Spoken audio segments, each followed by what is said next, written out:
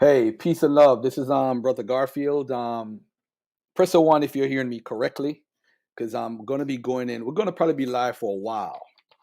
And this video,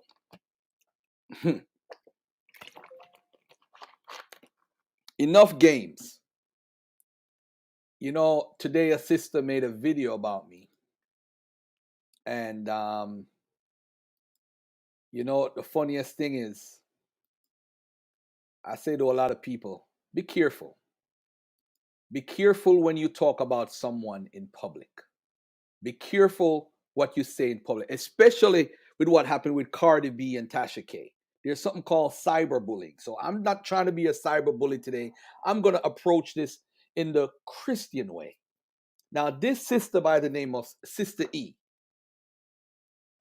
I am not going to play the games that she plays and try to placate people and talk about people in a negative light or do things that she has done. I am not doing that. But what I'm going to do, I'm going to respond in the way my mother and my father taught me, who were Christians, who raised me to be the man I am today, the successful businessman that I am today. All right. So we're going to address two things that she said, and then I'm going to ask a brother to be a witness. There's a brother by the name of Faithful to Christ, Faithful to God, to come on as a Christian, to come on my channel. I'm not a believer, but I want y'all to pay attention to what they do. There are several things that's wrong.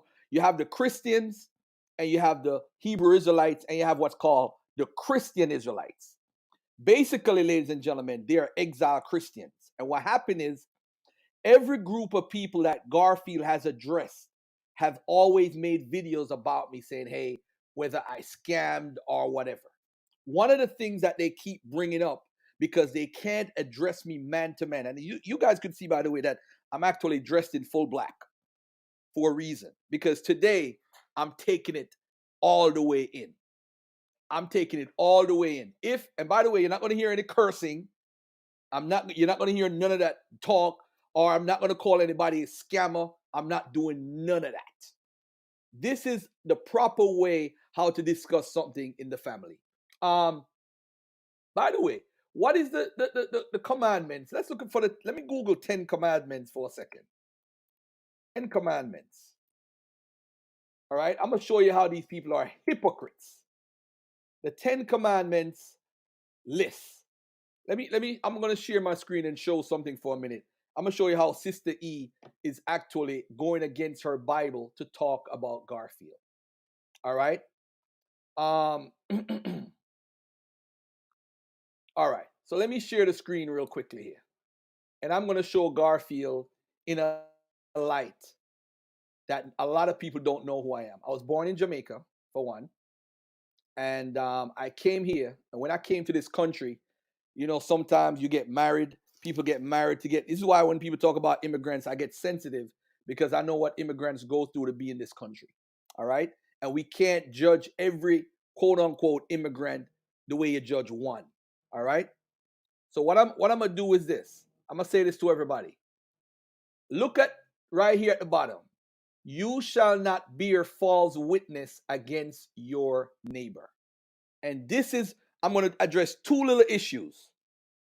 One of the issues is that she says I am a scammer because Garfield says he can remove student loans. This goes for Dante FORTSON too, by the way. And the reason why they're coming at Garfield is because Garfield is beating up their information, and getting that money that they be getting off these YouTube videos is not as much. The donation's not coming through as much anymore. This is how I feel. And I feel Garfield is stopping some of their money. So they're like, yo, we got to get rid of this dude. So we can't beat him up on scholarship. We're going to do a background check on him. Or we don't find he never abused any children. He don't smoke. He don't drink. You never heard he beat up no woman or nothing. We checked his records. He never stole from anybody. He ain't got no record. The guy's clean. He's mad clean. So let's find something. So I'm going to Google a video, and they found a Chief X video. The same guy, Chief X, who confesses to scamming people by stealing their information while working at JCPenney. The same guy that admit up until 2016 he had a drug crack problem. The same guy who wore a sneakers after he found it and tried to ship the same sneakers that he wore because it couldn't fit him properly. The same guy that has lied on me constantly. The same guy that said I never had a book. He said I had one book.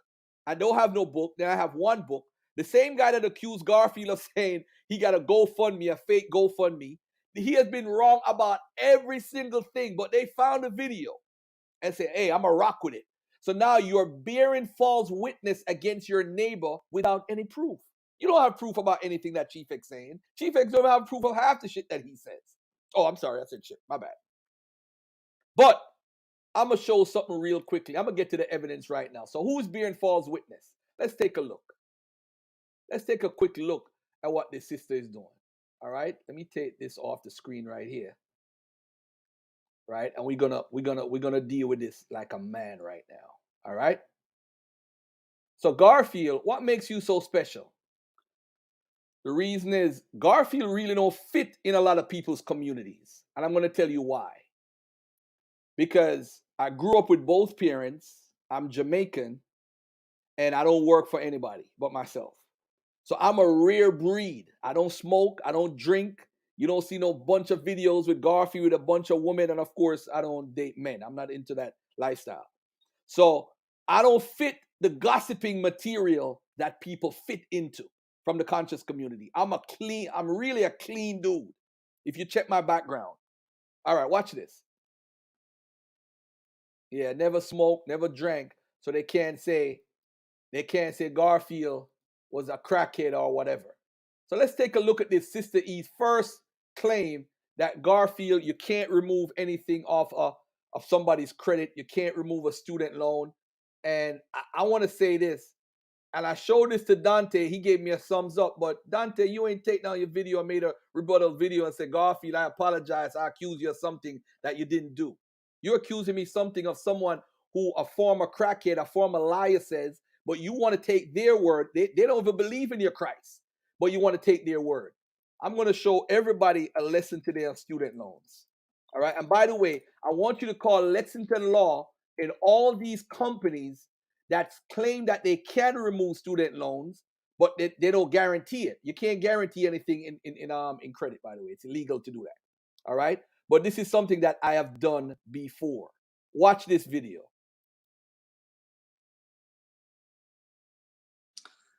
Hey, peace and love to everybody who's watching. This is something that I've never done in history before, and I thought I would make a quick 5 to 10 minute video about this. What it's about, ladies and gentlemen, is that someone I worked on their credit got 77 deletions in 15 days. And I want you guys to look at this. This is very important. A lot of people say they could clean credit, but no one can clean credit like Garfield. And I'm not bragging. Share this show on your timeline. I don't care if 2 people watch this video. This is history, ladies and gentlemen. Look at this. Look at this right here. Let me show y'all something real quick. Look at this. See what's changed in the person's credit. Let's scroll down for a little bit. We're gonna take a look at what has changed in the person's credit, right? You can't see nobody's name. You can't see nothing. I'm gonna scroll it down all the way so you could see exactly what happened. So in September, you saw what his credit was, right? In October, there was a few changes. But then on November 2nd, he had 77 changes. This was amazing. Never before done in history. If you're ever going to invite somebody to watch a Garfield's show, look at this. You're seeing it for yourself. I'm not making this up. 77 changes, and the 77 changes were deletions. Deletions, family. 77 changes, 77 deletions.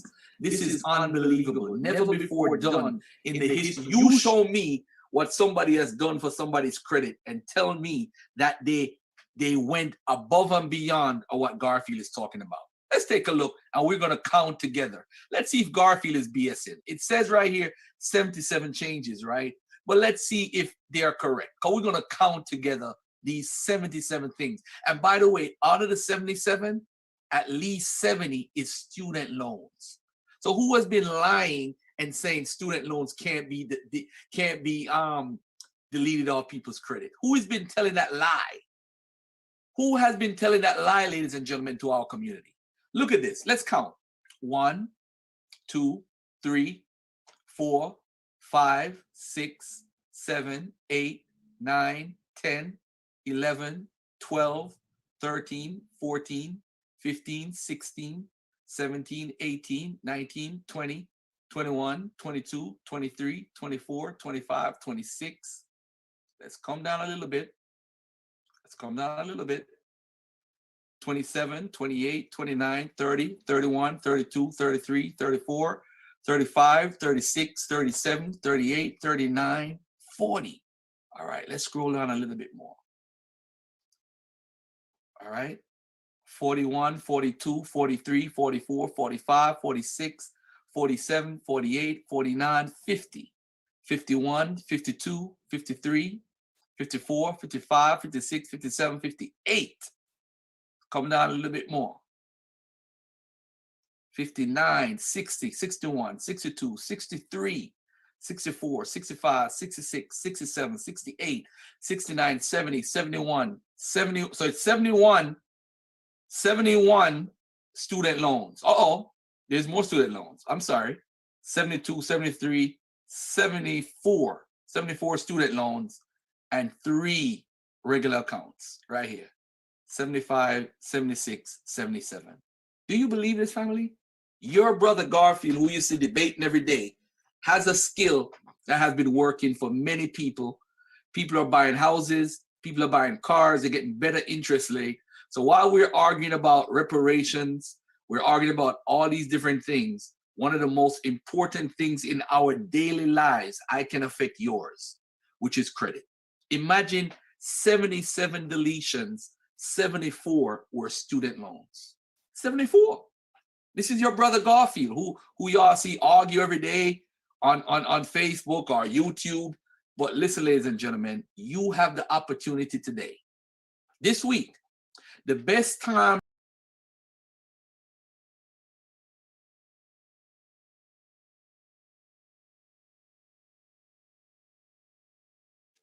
Now, let's say that the system misspoke. Let me give her the benefit of the doubt. Because what happened is a lot of people say that you can't remove student loans out of your life. Now, the state says, and let me be honest with everybody right now, you can remove, there's over 13 different reasons why you can remove student loans out of your life. 13. And I'm going to show you a couple of the forgiveness right now. Hold on one second. Let me get it right here.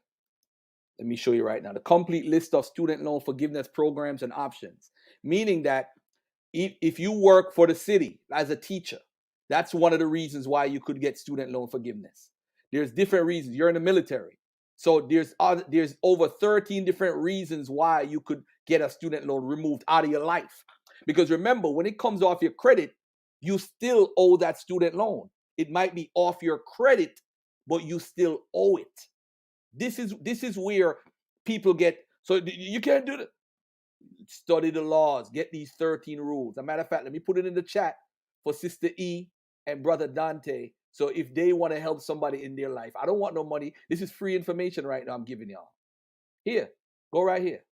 I don't need y'all. I'm good. There you go. So I just proved that someone can remove student loans off of credit. What are they going to say next? Oh, the video is a lie? He's scrolling wrong? The gentleman is in the chat. When you see from West Africa, I'm not telling his real name. When you see from West Africa in the chat, he'll tell you Garfield also removed 54 student loans off his Equifax report. Whenever you talk to him, he's going to be in the chat. All right. So here we go, family. I'm going to end that part right now. I don't want nobody as no client. You just got some free information. Investigate it. I'm not looking for your money right now or nothing. I don't care. I don't even advertise credit repair anymore because my clients come back. Credit repair is a word of mouth business. It's a word of mouth. So if you have good clientele, 4,000, 5,000 people, I'm just saying to people, just study it for yourself. Don't listen to people who don't know anything. All right? All right. Shout out to Chaz, your believing sister or brother, and peace and love to you. All right. So this is what we're going to do right now. All right. I'm done with this part. I'm going to give the link to I'm going to invite a special guest on so we could have a conversation about something else. But before I bring that guest on, hold on. Let me stop sharing this and let people know something also.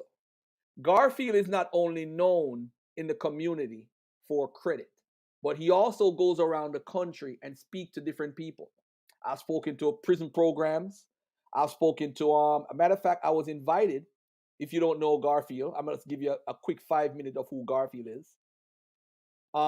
This is a conference in Kentucky where Garfield was invited. I think this is where the first time I met Sean, I think. It could be, or the year after. I was invited to Kentucky to be on a panel with the police commissioner who, I don't know if you guys are familiar with Breonna Taylor. He's a commissioner. They're asking for solutions for black people in the community so that the police and them can have better relationship. And they just so happen to ask Garfield to be on the panel. So here goes your brother representing not only black people as far as immigrants alone, I represent black people overall to find a solution to how we could better relationships between cops and the police in a community in Louisville. Just listen to this for 2 minutes. So many of these shootings, either someone's been robbed or they've been ripped off or they've not paid somebody, and we're seeing someone get killed because of that. And we're working with the federal law enforcement agencies to try to address the problems that we're seeing. But trying to take it the other direction, we recently formed a community policing unit.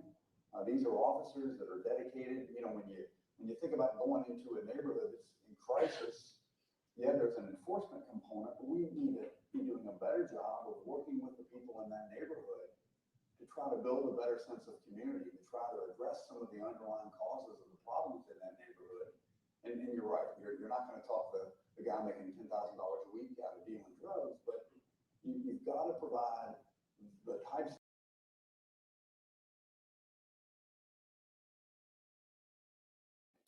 Hey, I'm not going to play that whole video, but if you go on my channel, you see Louisville, Kentucky. I'm going to re-upload that video so people could see Garfield on a panel, not just arguing about Hebrews and Israelites, but Garfield have a life where he cares about black people also. All right? Now, look at this right here. Shamika Ghostly live. It was live on where we was cleaning up the TransUnion in 2 minutes. Whatever collections you have on your credit, I was doing it in 2 minutes on TransUnion, and I did it for this sister live. So that everybody could see it's not true. So it's true. This is what Garfield was doing for people. And she didn't have to pay me $1. I just picked somebody random out of the audience and did it for them live. This was like almost a year ago. Shout out to that sister. I hope you're doing good. All right. Thanks for reminding me about that. And it's good to hear you're doing good for people, by the way, without getting paid for it. All right. All right. Thank you. Facts. She said facts. All right. Now, I'm going to show another video. Since y'all don't know who Garfield is, since Garfield is just a dude that just dropped off the planet, just came over here for no reason. This is Garfield speaking to graduates at Allen University. I want you to look at Garfield. Sister Mo brought me in to do this lecture. That's Sister Monica Lamb right there. This is your brother Garfield. And she brought me in to talk to some accountants. Check out your brother right here. I don't just beat up on Hebrews and religion. All right, I'm going to ask everybody to stand. All right. Now, everybody's not paired in twos, but I'm going to ask you, you know, in church, they say, look at your neighbor. I want you to look at your neighbor face to face. I'm going to give you a quick tip to add on to what Chris said earlier. When you're being interviewed, you can't have wandering eyes. Meaning you can't look like you're all over the place. You see the tip of the person's nose in front of you? That's going to be your out for your shyness. It's something that an old lady told me 20 years ago. So when you're being interviewed, turn to the person that's beside you right now and look at the tip of their nose. That person thinks you're looking them dead in the eye, but they don't know that you're looking at the tip of their nose. All right, so look at the tip of the nose and tell me that the person, don't it look like they're looking in your eyes? All right, so now you just got your first tip. All right, everybody can get seated. All right. All right. So your brother don't just do stuff. He does a lot of things. He's not just this guy banging on people to say, hey, I don't like you for your religion. I deal with facts. Why you did not play the Preacher Garfield video? You see, a lot of people don't know me. So when you don't know the person and you hear something negative and they don't agree with you, you'd basically say, hey, I want to know why this guy, what is his purpose of doing this? Hey, guess what? I bang on the Egyptomaniacs too. I bang on the Jabaris. I bang on the Salam Farajis, the Isas, who trying to make West Africans Egyptians too. I bang on them too. So don't feel. I bang on the Aboriginals too. I bang on all of them. And I was going to show when I was in South Carolina talking to the guys who came out of prison and how they could incorporate themselves into society and telling them what to do to clean up their credit. So I'm speaking to people that are part of a prison program. Garfield is not just the guy you know on the internet. It's true that I work from home. It's true I make a lot of money having my own income. Don't have to depend on a boss. I could wake up and debate anytime, 24 hours a day, because I work for myself. I pretty much work 2 days a month. Hey, I have no reason to scam anyone. As a matter of fact, hold on one second.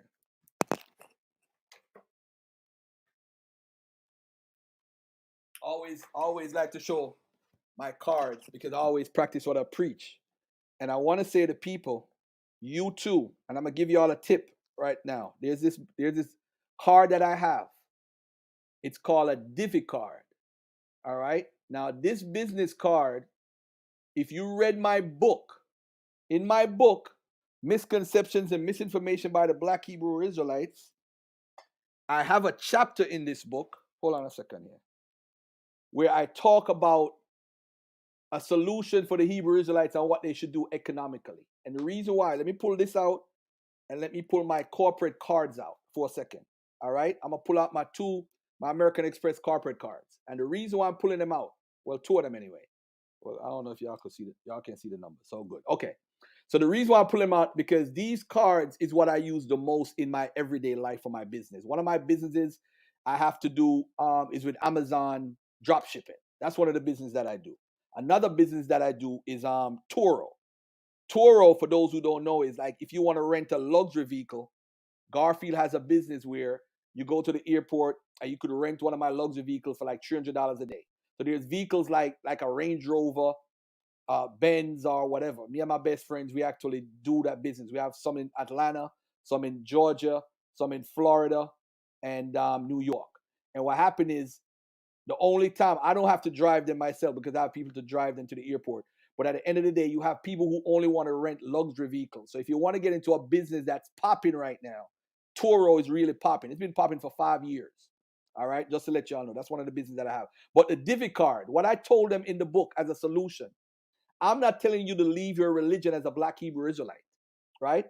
But this Divi card and a lot of the cards that they offer for businesses is very important. Look at what I wrote, because people think that Garfield just want to bang on religion. Look what I wrote at the end of the book. So Garfield, you want to bang on people's book and talk all this junk. Do you have any solutions? I have a section called Where Do We Go From Here? So you're banging on the Israelites, you're banging on the Bible in some sense, not to, beat on everything. Let's do this. Shout out to Brothers UK. If you want a signed copy of my book, the brother in the UK got a couple of them at Real Authentic Sounds 1. All right, where do we go from here? And one of the solutions that I have is basically empowerment in the community.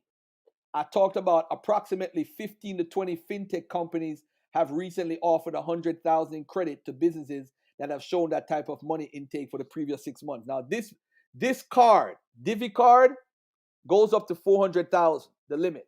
But the limit is based on your bank account. All right? Now watch this. Garfield said, if you got 1,000 brothers giving $100 a month, you could show 100,000 going in your bank account for 6 months. And if you're able to open 15 to 20 fintech cards that would put you over millions of dollars, where you have access, where you could buy land and so forth. So don't think I'm just beating up on people. I do offer solutions. All right. All right. Enough of my wallet and my cards right now. Not trying to show off. All right. But the next thing I'm going to show is I'm going to bring my brother in, because I have to bring him in so that we could clear up some other things that's going on in this community. All right. Hold on. Let me just tag him and let him know that I'm ready. Yeah. So these people will continue to lie. But in the meantime, if the brother is not around, let me show you a strong, since this is Black History Month, and warning to ISUPK. Y'all, I think time is up. Time is up, ISUPK. I think enough is enough. All right. Let me show this real quickly here. This is a post I made years ago about an African Igbo woman called Kuya. Is it Kuba or Kuya? Kuba. Defecated in the slave master strainer. She ran away over 14 times, never fell in line, in memory of Kuba. It's from the book Igbo in the Atlantic World. She was a defiant woman. It is easy to see Kuba as a defiant and rebellious Igbo woman who never learned to accept her life, accept her life under slavery in Jamaica. Although few would argue with this interpretation, it is tempting to contemplate a wider range of complexities in her life story. Her actions were often reckless. She routinely betrayed the trust of other captives and targeted them during her acts of theft. And she deliberately made efforts to antagonize those with power and authority, often having little regard for the repercussions she was bound to face. In what ways did Kuba's life as a young Igbo child and adolescent shape her behavior in adulthood? Yeah, but if I'm telling y'all right now, y'all need to remember who Kuba is. She would defecate. Let me say it again, in the strainer, in the slave master strainer. That's what she would do. All right, something to remember. One of the great sisters. This is Black History Month. But I have to do one more thing before I bring my brother on. I want you to find out about this brother right here. And Truth Storian is in the audience. He's the one that brought him to my attention. This brother here was a Black Jew in Chicago faking it. So having Black Jews around is nothing new. And of course, they always claim they are linguistic experts. They're always linguistic experts.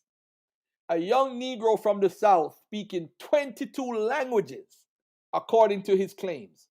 Frederick Douglass Berger has been posing among the Jews of the West Side as a Black Hebrew under the name of David Ichak. And it is said that he was so clever in backing up his claims that many of the prominent Jews of this city were deceived.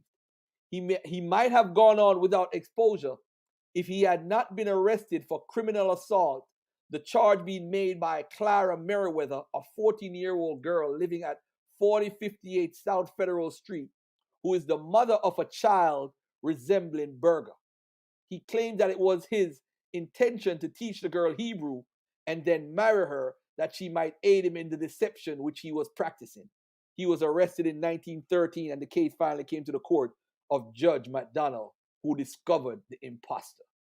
Berger's parents are said to be Mr. and Mrs. John Thomas Berger, living now at 1822 Elm Street in Iowa, but coming originally from the South. He learned a number of the languages from foreigners working in the coal mines in Iowa. Customs and habits of foreign peoples, he claims, have gotten familiar from reading books at night. So you know what? This is him. And I guarantee you somebody is teaching that he's a Black Hebrew. And look, we was Hebrews. Look at him, clean face, David Ben Hitchcock. Don't believe what you believe, but if he says he's a Jew and you're Black, I want to be down with him. I want to say to everybody who's watching, I'm going to play a video. I was accused of saying that I'm going to bring guns to a gentleman named Dante FORTSON. Sister E accused me. This is why I name it Liars and Deceivers. This morning, I jumped on her platform and she muted me and kicked me off and said I'm a liar and I'm the devil. This is what she said. She called Garfield the devil.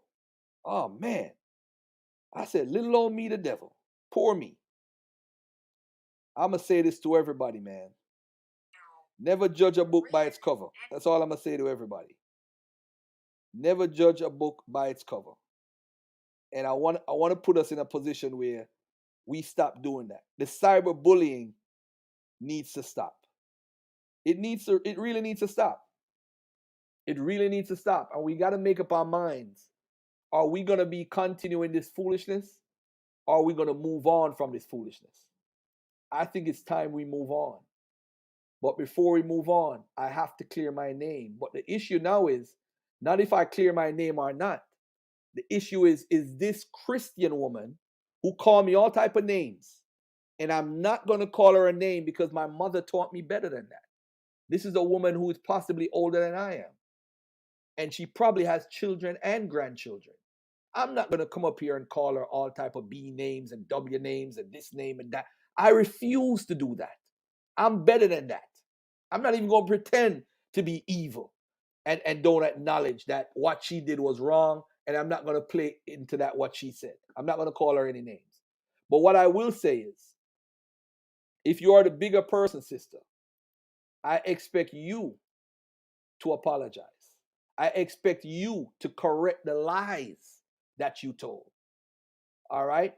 So let me get off this guy right here. If you didn't know about David Ben Hitchcock, you better thank the brother in the audience called Truth Story. All right. Now let's get to they made me look like a paid assassin. Ain't nobody got to pay Garfield. And you know what? It's funny. I remember a year ago, Damon Richardson, Pastor Damon Richardson, soon to be Dr. Damon Richardson, made a video and said that we should give up on Brother Bereen. And when I went to Bereen's show, because I'm cool with Damon, he's an urban apologist, and I'm cool with Bereen. If it wasn't for Bereen, I wouldn't have known these dudes anyway.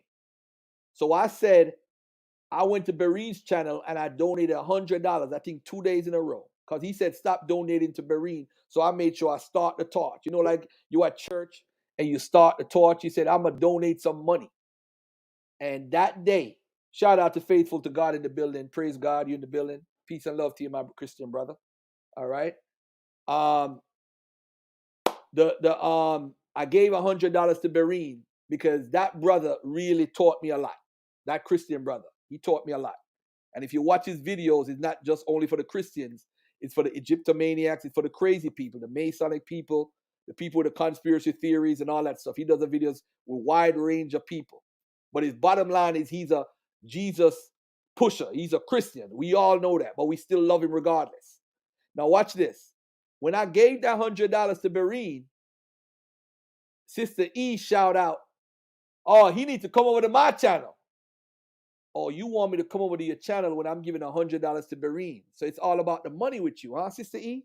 I want you to say that I'm lying, because I'll pull the tape up right now where you said it live on Bereen's channel. Come on over to my channel, Garfield. So it's good then. Although I'm not a believer, it was good for me to come over to your channel and donate because I was giving Bereen $100. That bag was good, huh? But Brother Faithful, I'm going to put this video on from your channel. So that's why I want you to come. And I want you to comment. I want you to come in and give context to this video.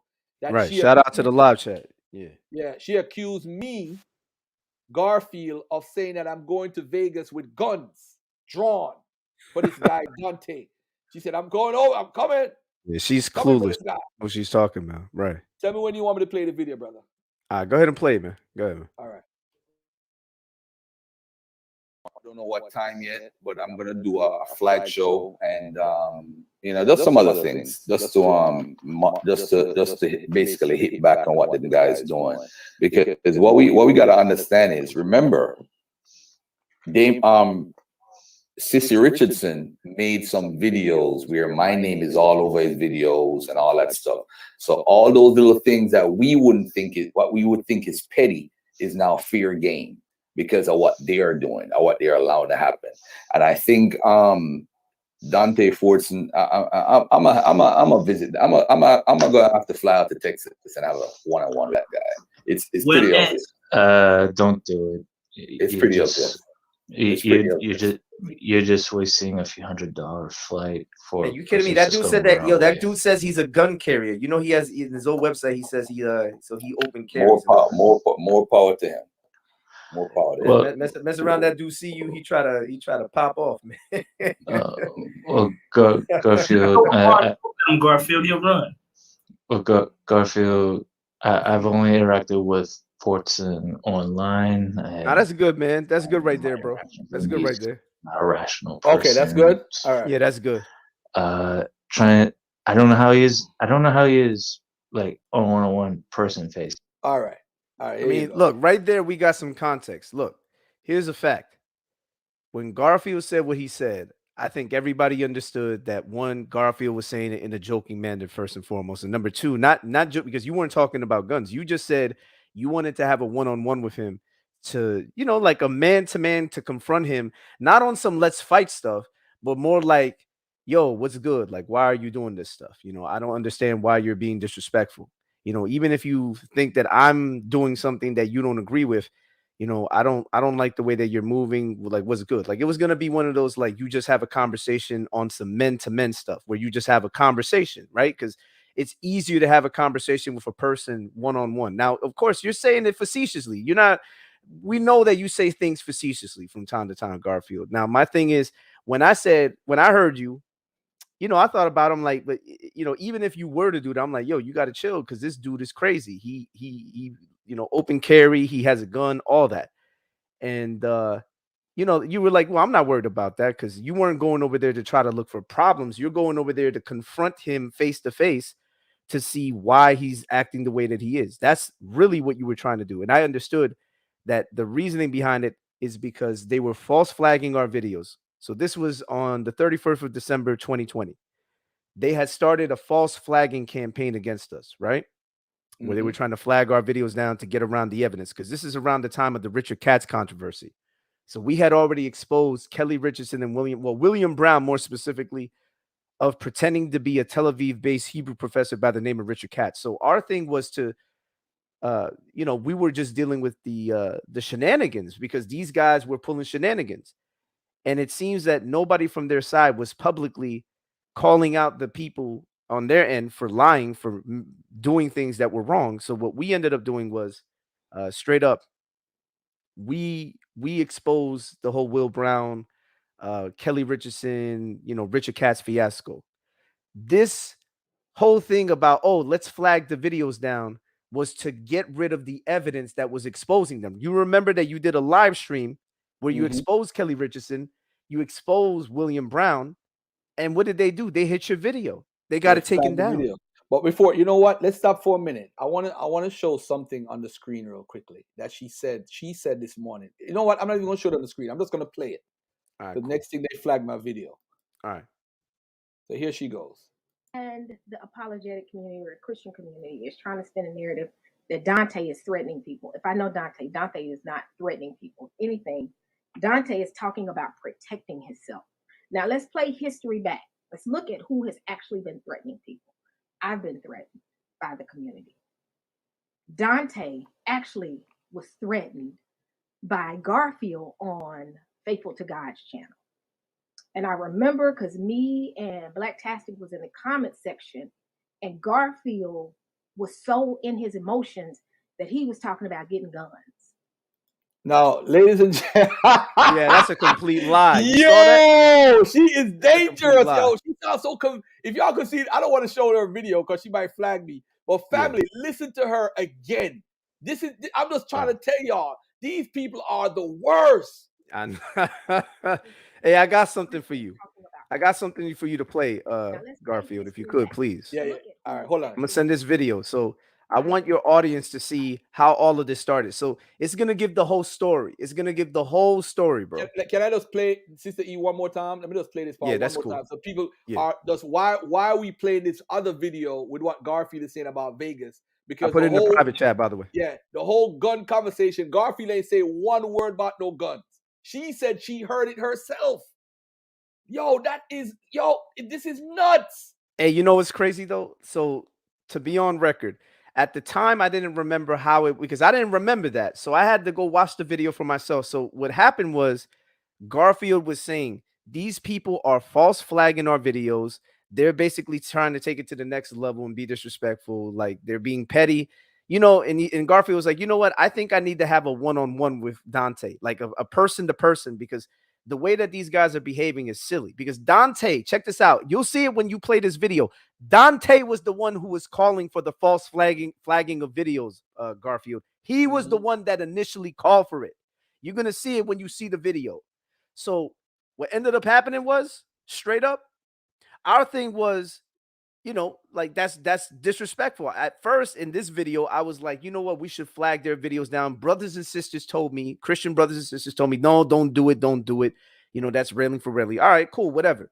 So the reason why I privated the video was because of that, because I didn't want to stoop down to their level. Because I had a conversation, Sister Cherry knows this, other people know this. They were just telling me, look, don't do it. This is not a good look. Just leave it there. Let them say whatever they want to say. And I left it at that. You know, I didn't even know I had this video on my channel. I thought I had deleted the video initially, for the record. And when I found it, I was like, oh, snap. Okay, let me see. And then sure enough, I went to the timestamp, and it was, you had said you were going to see Dante on a person-to-person to see if, you know, was good, right? Not on some like, I'm going to fight you. It was more like to confront him as a man, you know, just to have a conversation. But what's crazy is that I was the one that was like, yo, be careful, you know, because Dante, you know, he's crazy. He, you know, he's open carry. He has a gun, you know, mess around. He might try to pop off. He was the one that's open carry, not Garfield. And I was saying that if Garfield goes and sees him, he might try to do something, because he might not take Garfield wanting to have a verbal conversation as a verbal conversation. He might try to do something to Garfield. So it was the other way around. The violence was that Dante was going to engage in violence, not that Garfield was going to do anything violent to Dante. Matter of fact, didn't y'all have a conversation the next day on Berean? And then you told him straight up that you said that, nah, I just said I was going to go out there to have a one-on-one with you, but I never mentioned anything about guns. And now we have the evidence to back up what Garfield said, that he never threatened this dude with guns, not one time. I mentioned Dante having a gun and that Dante could potentially try to harm Garfield. I'm the one who said that. But listen to this though. That's crazy to me, man. These people are so deceptive, man. Listen to this. Garfield on Faithful to God's channel. And I remember because me and Blacktastic was in the comment section, and Garfield was so in his emotions that he was talking about getting guns. And I remember when I saw it, I said, what? Garfield is threatening. This was the first threat came from their side. So what Faithful to God did was, out of fear, took the video down. The video is not visible. And that right there was the first time I ever saw guns and hitters pop up. Not all of it. Guns and this woman these dudes is crazy, jail, yo. The Fed's gonna be tapping. This is like a movie. This is like a they seem like it's like an action movie. Like this is a Schwarzenegger movie or something. Family. When I went on her channel, this brother gonna get guns. I went on her channel, family, to say, what is the evidence of this? I said, I'm not denying it or saying it's true. I said, play it. Let me hear the context of what you're talking about. She straight up lied. She's like, I remember. She clearly said, I remember. This is craziness. Can you do me a favor? Can you play that clip one more time? Because start at 9 hours, 19 minutes, and 51 seconds. You just start from there. And then we play it one more time in context. See, these guys is crazy, man. Play it from where? 9 hour what? 9 hours, 19 minutes, and 51 seconds. Where you were before. And we just played again. Yeah. You got to show it on your screen so the audience can see that we're not making this up, that nothing has been edited. It's all there how it always was, and that they don't know what they're talking about, especially Sister E. Sister E is crazy, man. She doesn't know what she's talking about. Oh, man. This is nuts. This is absolutely nuts, bro. Wow. I thought the conscious community was nuts, but boy, y'all beat us, boy. You said you're going to do something tomorrow? What you say you were going to do? Yeah, I'm gonna do something tomorrow. I don't know what time yet, but I'm gonna do a flag show and just some other things, just to basically hit back on what them guys doing. Because what we gotta understand is, remember, they Sissy Richardson made some videos where my name is all over his videos and all that stuff. So all those little things that we wouldn't think is what we would think is petty is now fair game because of what they are doing or what they're allowing to happen. And I think Dante FORTSON, I'm a visit. I'm gonna have to fly out to Texas and have a one-on-one with that guy. It's pretty obvious. Don't do it. It's pretty obvious. You're just wasting a few $100 flight for. Are you kidding me? That dude said that. Yo, that dude says he's a gun carrier. You know, he has in his own website. He says he open carries. More power to him. All right. That's enough, or you want me to play more? No, play a little bit more so they can hear the part where I joked about he might pop off. That I said that he try to pop off, man. no, go a little bit further back, a little bit like Garfield. Garfield, you run. Garfield. Trying to make me a Michael Heiser #1 fan now. You see, I read everybody's stuff, but if You said you're gonna do something tomorrow. What would you say you were gonna do? yeah, I'm gonna do something tomorrow. I don't know what time yet, but I'm gonna do a flag show and just some other things, just to basically hit back on what them guys doing. Because what we gotta understand is, remember, Sissy Richardson made some videos where my name is all over his videos and all that stuff.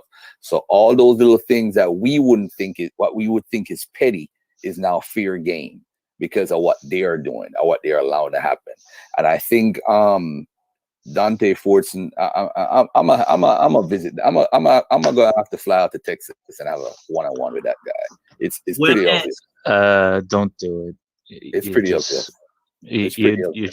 You're just wasting a few $100 flight for. Are you kidding me? That dude said that. Yo, that dude says he's a gun carrier. You know, he has in his own website. He says he open carries. More power to him. More power to him. Well, mess around. That dude see you. He try to pop off, man. Garfield. Garfield, you run. Mess around. That dude see you. I've only interacted with You can stop it right there, Garfield. Online and from my interactions. You can stop it right there. Yeah, I said mess around. That dude see you. He try to pop off. By the way, that video is on my channel, so if anybody wants to watch, they can even continue watching from that point.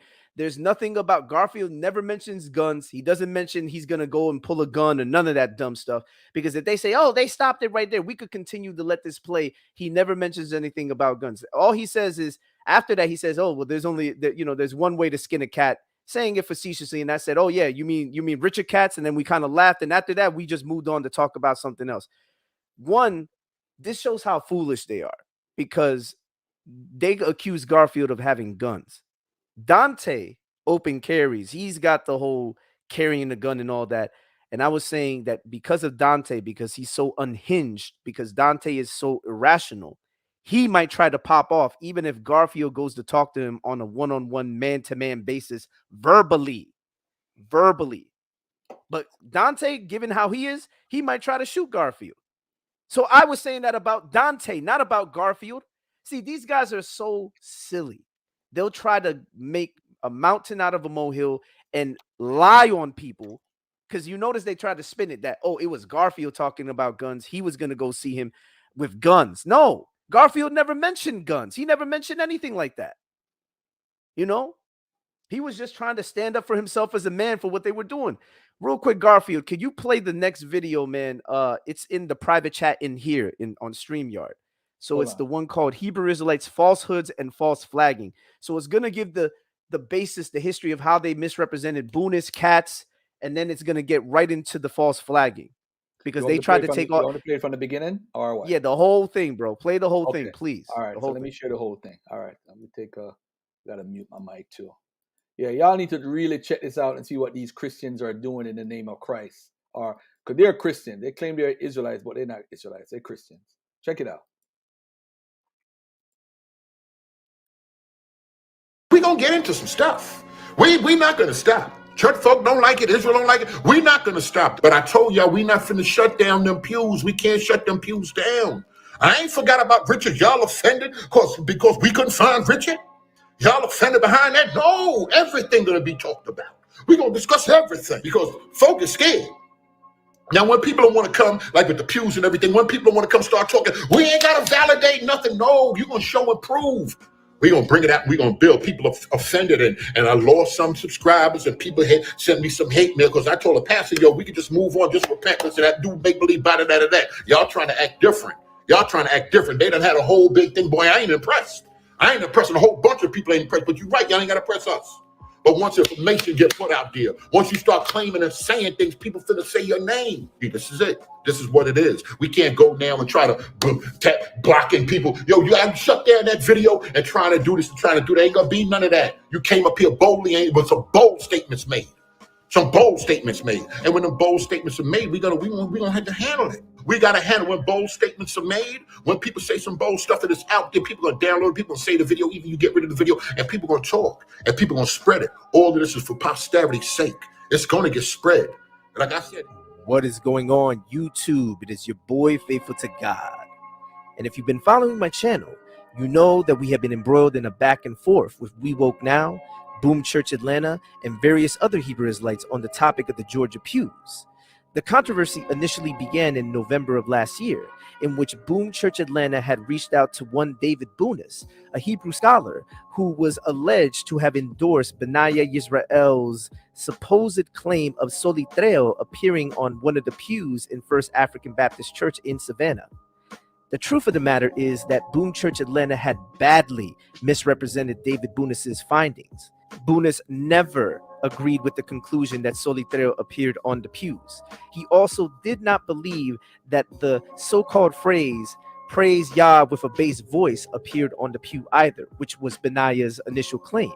Rather, Bunis shared a very hesitant opinion based on the vague similarity of two characters on the pew, based on the highlighting when turned 180 degrees, which, by the way, fundamentally contradicted Benaiah's original claim when the pew was left as was and read left to right as he tried to read it, based on his misunderstanding of an online Hebrew translating tool.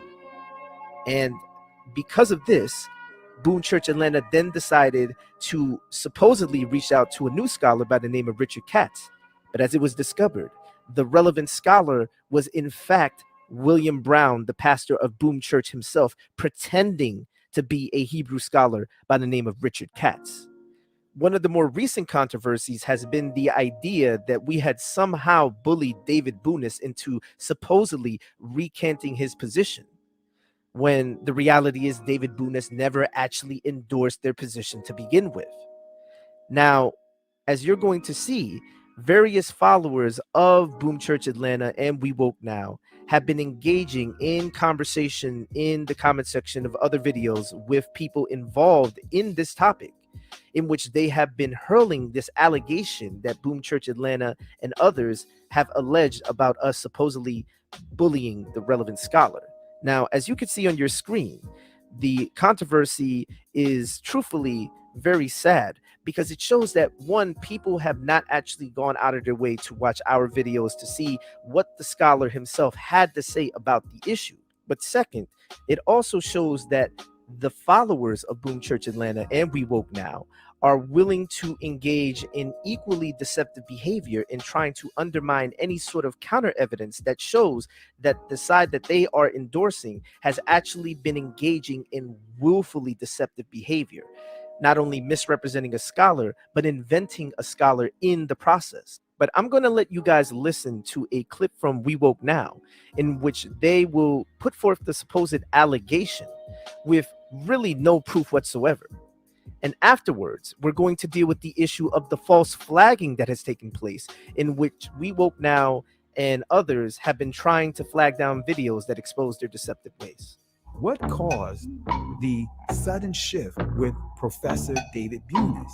What was said or written in the emails he received? What's the agenda? This person goes by the name of Joseph Patterson. Initially, I thought this was one of the many dummy accounts the urban apologetic community are known to create for the purpose to hide behind.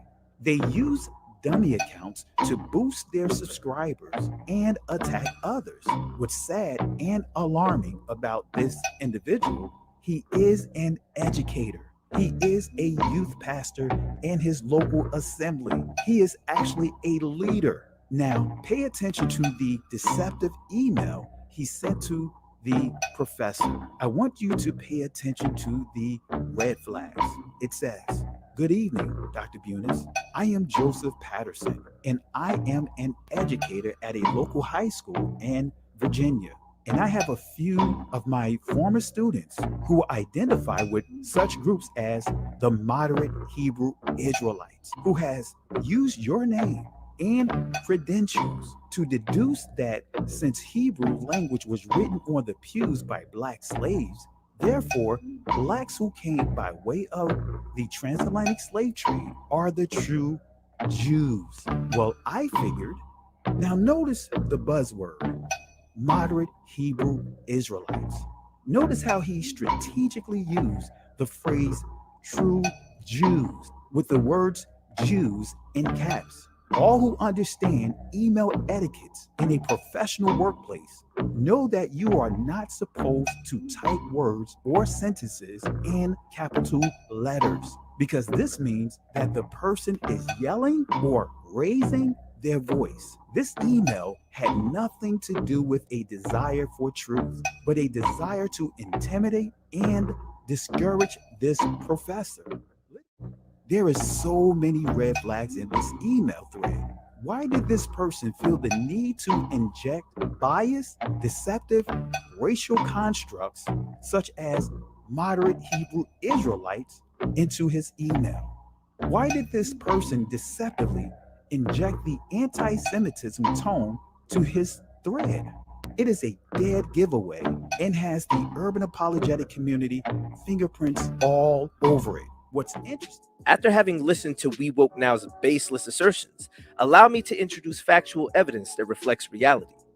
On your screen is the correspondence that took place between Abu and David Bunis on December the 13th of last year, and it reads, "Dear Abdelmasih, thanks for replying. Yes, your suggestion about seeing the sin and Lamed and the rest unclear sounds right." Notice that David Bunis does not endorse the position that We Woke Now and Boom Church initially tried to put forth in the video from November of last year. And notice too the cordial tone of the message, showing that David Bunis was not bullied and that he still engaged Abu very charitably. But listen to We Woke Now and Boom Church's initial claim in their video that they put out in November of last year. One or two more slides, but he actually confirmed that what you're saying and how you translated it was actually correct in how you translated it. So not only did it confirm what it sees, what it says here in, take or grasp the way of the Lord or God, he confirms the way you laid it out. And so we go to the next slide here. And so this is another aspect of it, because we had it tilted from, in landscape, but now this is vertical, the actual picture of it. So it kind of gives you more of a understanding of it. So after all of that in the package sent to him, not only did you bring out, but he also it showed there was some other aspects within the pews that we didn't know, or in the pews. So not only does it say take a grasp of God, but it said take a grasp of Yah or God, Israel, with a bass voice, as you put it, or with a loud voice, meaning praise him loudly. That's what this means. So Abu asked, can we find a coherent sentence? Well, yeah, we just did. And not only that, we got a scholar to back it. So we know what the actual language is. We know what's on the pews. We know what the specific pew says. We haven't. On your screen is what originally appeared on Boom Church Atlanta's Facebook page. And it says, with the official stamp of scholar and PhD with the H capitalized, Professor David Bunis. But as you all well know, David Bunis never actually endorsed their position, and it shows the deceptive nature of Boom Church Atlanta. On your screen was David Bunis's correspondence with various people on the 27th of November of last year, and it reads, "Hello, thanks for your questions. No, I didn't say the script was solitreo, but I did say that it looked to me like the inscription could say Yisrael in regular Hebrew square script. Of course, I may be wrong. Best wishes, David. Notice that Bunis never actually endorsed the position. And here is Bunis's correspondence with Will Brown on November the 27th of last year, and it reads, Dear Will, sorry not to get back to you after you wrote again. I'm very busy with a project I've got to finish up, and it's leaving me no time for anything else. I received an email from someone called, name a minute, I'll forward it. Maybe you've been in touch with him. He says he also thinks the inscription could say Yisrael, but we both think it's not in solitero script, but in regular Hebrew square letters. Best wishes, David. Here, David Bunis is sharing hesitant words with Will Brown based on the highlighted markings that Benaiah and Will Brown had sent to him. But on December the 3rd of 2020, David Bunis responded to various people, including William Brown, by saying, Thanks for your email. When I expressed a few hesitant words about what was written on the church pew, I had no idea that it would help cause such a furor locally and maybe beyond. When I first saw the inscription, I thought it might be Arabic script. Then, after seeing some interpretations by others, it seemed to me that one might be able to read the Hebrew word Yisrael, that is Israel, in it. I am far from sure about this, nor do I think that what seems to be some kind of inscription on the pew is in solitero script, or is necessarily in Hebrew at all. Judging from the reactions I've been receiving, my words were rather misrepresented on William Brown's program. Only part of our email correspondence was presented, and even that seems to have been partially misinterpreted. Peace to all from Jerusalem. Here, David Bunis is very clear that he never endorsed William Brown's position, and this speaks volumes to the deceptive nature of William Brown. Now, this conversation took place between David Bunis and Abu on the 3rd of December of last year, and it reads, Dear Mr. Al-Mahatani or Abdel Masih, thanks for your email. I'm sorry it took a while for me to reply. Basically, I confirm your understanding of my correspondence with William Brown. As I had written him in the beginning, the letters looked more Arabic than Hebrew to me, but I'm certainly no authority in Arabic paleography. Before writing you, I spoke with someone very familiar with various Arabic and Hebrew scripts, and he was unable to read any Arabic or frankly Hebrew words out of the church pew inscriptions. When someone who had looked at the inscription showed us how he thought the Hebrew word for Israel, Yisrael, might be read out of it, it looked to me like it might possibly be so, although I could not see this clearly without the markings and darkenings that he, i.e. William Brown, evidently added. To your questions, did you in fact reach a firm conclusion that a discernible Hebrew phrase is on the relevant pew? Or did you merely suggest possible interpretations of a collection of markings open to multiple interpretations? And did you support a reading that could be translated, take a grasp of the Lord, etc.? If so, can you share what the precise Hebrew phrase was which was translated that way? My reply is no, I definitely did not reach a firm conclusion to the effect. And yes, I think that at most, the markings are open to multiple interpretations. I certainly cannot make any connection between the English phrase you cited and any Hebrew expression I can think of. Mic drop. I think it's very clear that Bunis did not endorse their position. After it became very evident that the Bunis appeal had backfired on them and that he had not endorsed the position at any time, they decided to create a fake Hebrew scholar by the name of Richard Katz. This is where William Brown pretended to be a Tel Aviv-based professor until he was exposed for it. At which point, this is where you begin to see the false flagging taking place. And as you're going to see in the following clips, this was actually something that they had already planned before the Bunis and Katz fiasco. They were already planning on false flagging our videos simply because they had no strong rebuttals for our arguments. You know, I was talking to Dante. Dante said, it's all right. They do some flag them. And that's plain and simple. Because if you flag them, guess what, y'all? They get shut down. So we find out they doing the video, the UA community, that's them. Flag them. Let's shut them down, and that's key. We are going to have to make a concerted effort that if you do our videos like the way you've been doing them, we're going to flag you, and we will get that video shut down overnight. So that's why I said, family, if you are a mod, please make sure you are on point in this chat on Sunday.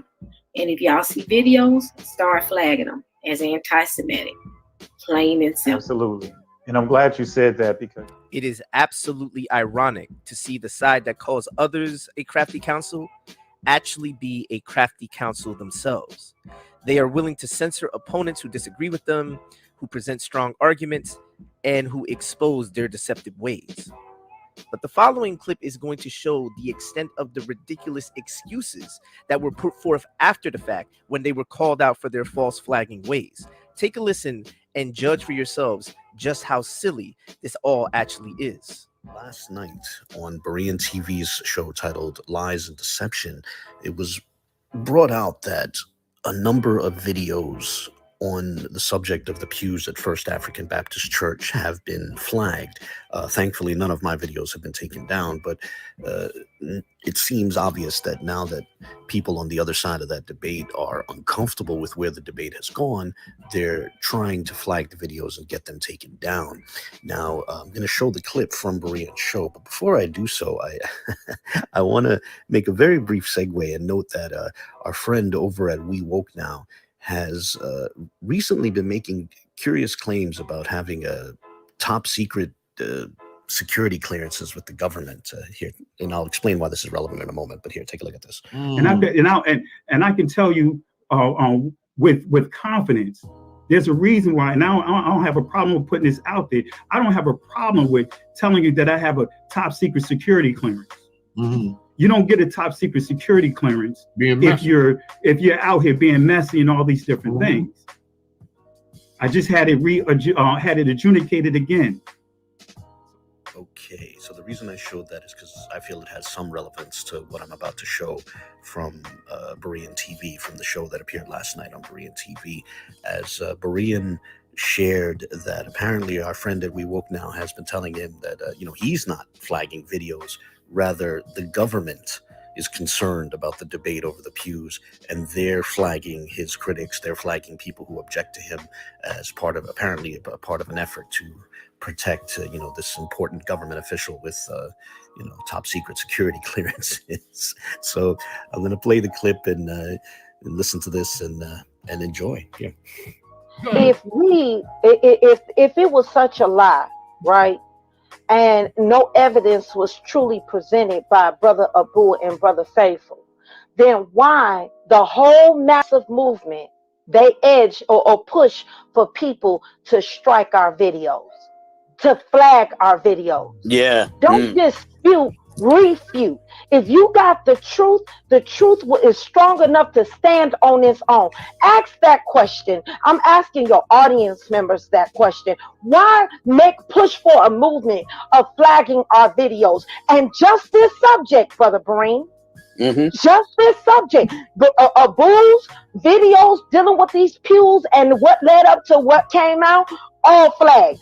Faithful, flagged. Me, flagged. Vocab, flagged. And anybody who talked about it and brought out the information and shared it, why did y'all move to have our videos taken down? Well, if y'all got the truth. Pastor Kelly called me, and Pastor Kelly said that because he's a high-ranking, he works whatever with the government. That y'all he said because he's a government official, his name, and y'all say his name, and Vocab have a whole playlist. His name is automatically coming up, so they gotta flag y'all. The government gotta follow y'all. The government has to flag us. That way he got to get. I pull it up on the text right now. Come on. So I said I'll talk to them. I said, I'll talk to them and I'll see what's what. But as I'm talking and I'm praying and I'm hitting the pastor, my man and them down there that's involved in legal stuff and all of that, he's like, man, that ain't nothing about this. Is him. This is him. He want all of that stuff down. Ain't no government thinking about that. Yeah, well, that's what I was going to say. I would understand if he said, we were saying something really crazy about him specifically and he was uncomfortable. But if he's saying the government is upset that we're mentioning one of their agents, I mean, come on. That's really, he's trying to clean up strange credulity. I can't. That all sounds the like lies. right up there with Cat He's saying trying I to can't be backtrack on involved in all the the lies and think I'm so dumb you can manipulate me to talk vocab in them, and you were taking down videos and taking his name off and disconnecting him from these pews and these lies. You connected to these lies, dude. You connected to it. And you're gonna stay connected to it. I mean, honestly, the claim that the government is flagging our videos is, your name gotta automatically go on a government list because y'all mentioned him and he knows secrets of the, and he knows secrets in the government. Boy, y'all don't know. I ain't thinking about them. I ain't thinking about them people. Like y'all got that energy for them people. I ain't thinking about the feds. I ain't been thinking about them. My show ain't finna start thinking about them for you. Can we be honest? That's one more layer of fiction. That's right up there with, you know, with Cats, Oh frankly. man, oh I hate a boo. You ain't you, but I ain't gonna lie. But my man said the same thing. He said, "I know you don't believe that nonsense. That ain't got nothing to do with no feds. That got to do with him. That got to do with him. Don't want to be connected to a thing." We have a secret scholar, and now because we question the secret scholar, we're on a secret government watch list. You know, the secrets are really bombing up here. This is the same thing David Koresh and all of them was using. Jim Jones and all of them was using. This is normal cult behavior. This is what's scaring me, and these people eating it up. I don't know. There's a lot of secrets there, you know. It's a scholar, lot. secret government watch list. Yeah, that's it, man. That's it right there, man.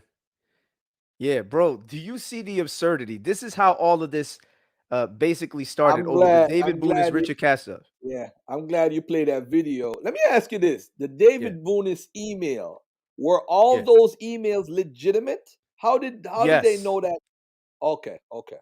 Yeah, because Boonis had correspondence with multiple people, and all Abu did was just because he had correspondence with Abu, and some of those other emails were emails that others had with Boonis, and they sent them to Abu, and Abu sent them to me. So they're all legitimate. The crazy thing is, though, Garfield, check this out. So what led up to December the 31st, 2020, and the videos getting flagged was Dante and Kelly basically telling people to hit the videos. Why? Because they were being exposed for the Richard Katz stuff. The Boonis thing was the first exposure. Then remember they tried to bring out that fake scholar Richard Katz, which was really William Brown pretending to be a scholar. After that happened, check this out. Then when we exposed them for lying, all of a sudden now the videos are getting flagged. Like your video got flagged first. You were the first one to get flagged. Then the rest of us started getting hit. Now check this out. Now, thankfully, Abu's videos, none of his videos got taken down. He was able to fight all the strikes. So none of his videos got taken down, even though he got hit, even though they hit him with the copyright strike and all that. But check this out. You know what's crazy?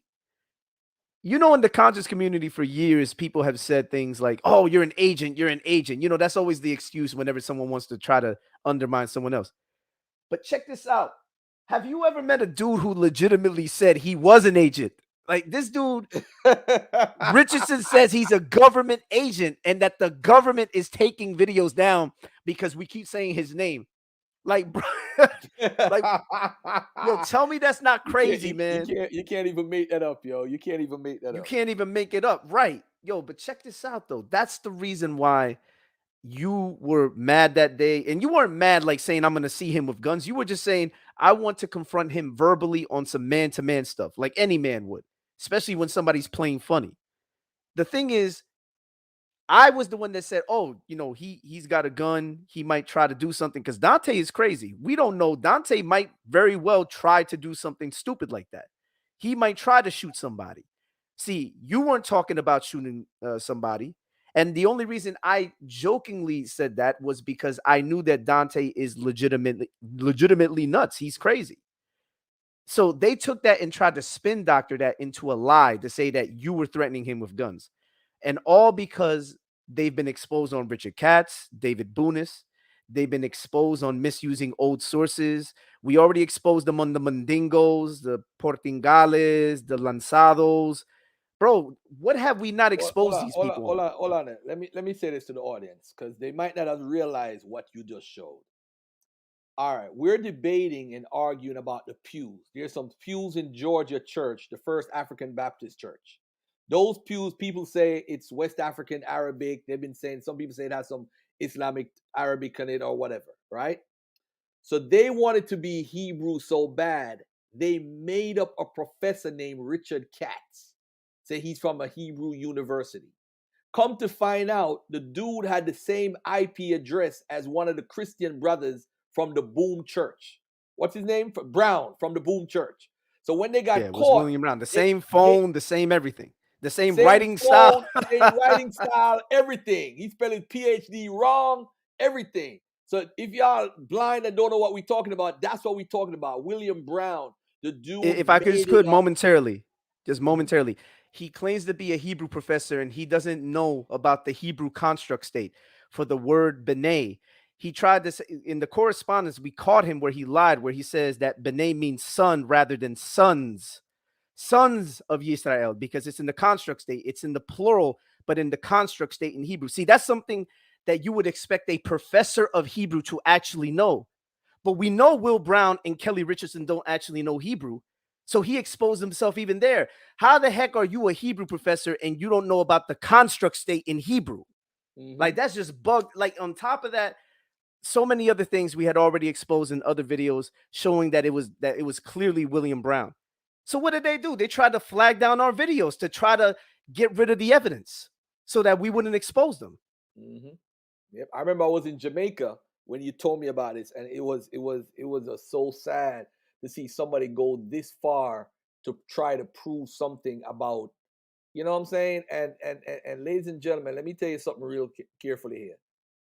When I was in Jamaica, I made a video, and family, how do you fake a professor to win basically a YouTube conversation?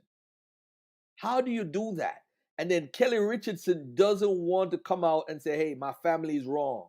And these people are claiming they're Christians and they follow the law, but Garfield is the problem. So let's get Garfield out the way because Garfield is exposing us on Bereen's channel. Because right now, family, every time Bereen invite me on, it's like they get hurt. It's like their pockets get less money. So they like, let's get Garfield out the way. Oh, he's a scammer. He's this. He's threatening people with guns. He's doing all of that stuff to get me out the way because they can't battle what I'm saying. They can't. But ladies and gentlemen, they made up a skull and they still have not come out and admit it yet. This guy Brown, this Boom Church guy. They haven't admitted. And here's the thing, since we're also talking about Sister E. Check this out. So in April of last year, 2021, many months later, do you know that Sister E tried to claim with Benaiah Israel? They did a show together. We did a show on my channel exposing them. The excuse me, the Richard Katz deception, you know, where we talked about the Richard Katz deception revisited. If you go to my YouTube channel, it's the one that has like a leopard and it has a little like talk box that says stop lying in the thumbnail. You'll see it. It has red lettering in black and white. That video, Abu and I, we reviewed the show. Sister E tried to claim that the cats from Georgia cats, remember him, the guy that doesn't even know Hebrew, that he's a professor of Gothic, that was the Richard Katz of Tel Aviv. They tried to claim that dude as Richard Katz. We had long exposed that. Matter of fact, there's a video on my channel called The Richard Katz Deception. Isn't that the guy Plumber? That's the guy. The plumber, right? We had debunked that already in December of it was December of last year. Now check this out. We already dealt with that, but here they were many months later talking about, oh, we knew this was Katz all along. See, bro, they tried to lie on that. They were still trying to push the lie. It was only recently when Orthodox more started exposing them, especially when it started with the whole Teo thing, that Sister E came on and says, yeah, I was mad about the Richard Katz thing. I was mad. If you were so mad, then why were you trying to defend it months later after we had exposed that William Brown had pretended to be a Tel Aviv-based Hebrew professor? Why were you trying to defend it? So now they're trying to revise history. They're trying to make it seem like they weren't playing funny. Even after the fact, they've never apologized. And if she knew it was wrong, why hasn't she come out publicly to say, I apologize for my role in all of this? You know why? Because they have an agenda. And their agenda is to try to hide any counterclaims that expose their folly, their deception, that expose their misusing of sources, their bad arguments, their making up of scholars. They don't want to be exposed. And so what they're doing, you know, they like to talk about people are crafty counsels. They're the real crafty counsel. The way that they behave is exactly like a crafty counsel. These guys are disingenuous.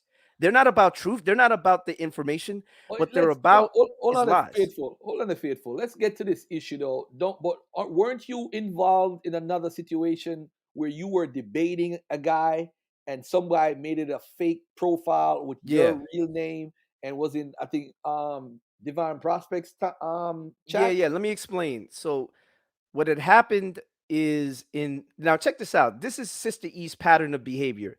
So I'm just gonna say it. I'm gonna make a video about this sometime soon, hopefully on my channel, hopefully, and I'm gonna show all the evidence.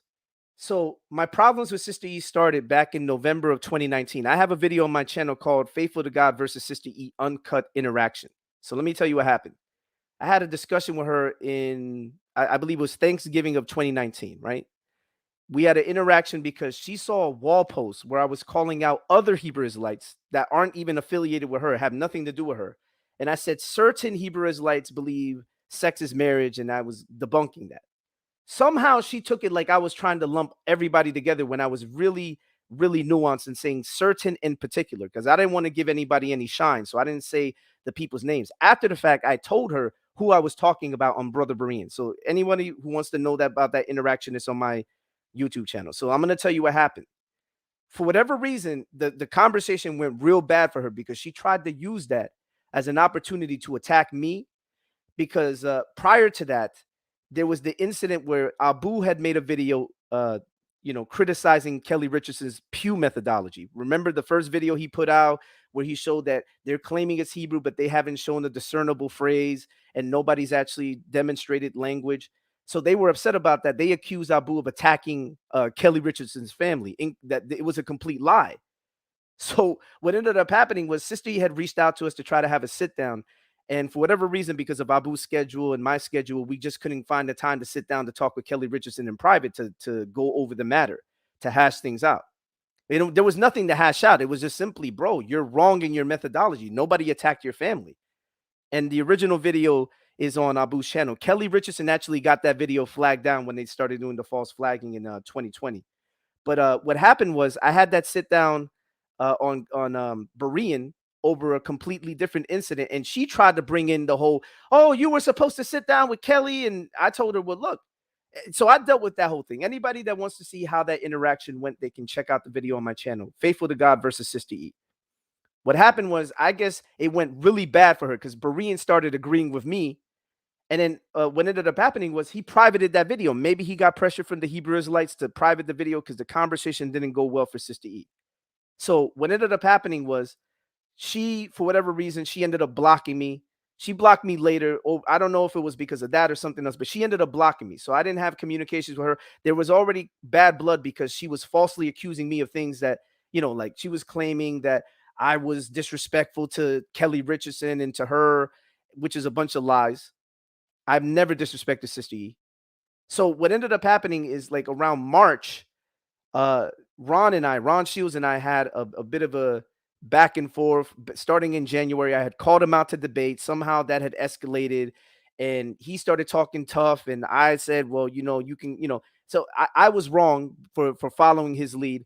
And somehow like he started to try to make videos to expose me, like to basically say, oh, faithful, I'm a Hebrew, but I'll still give you that smoke and, all that stuff, like talking real rah-rah.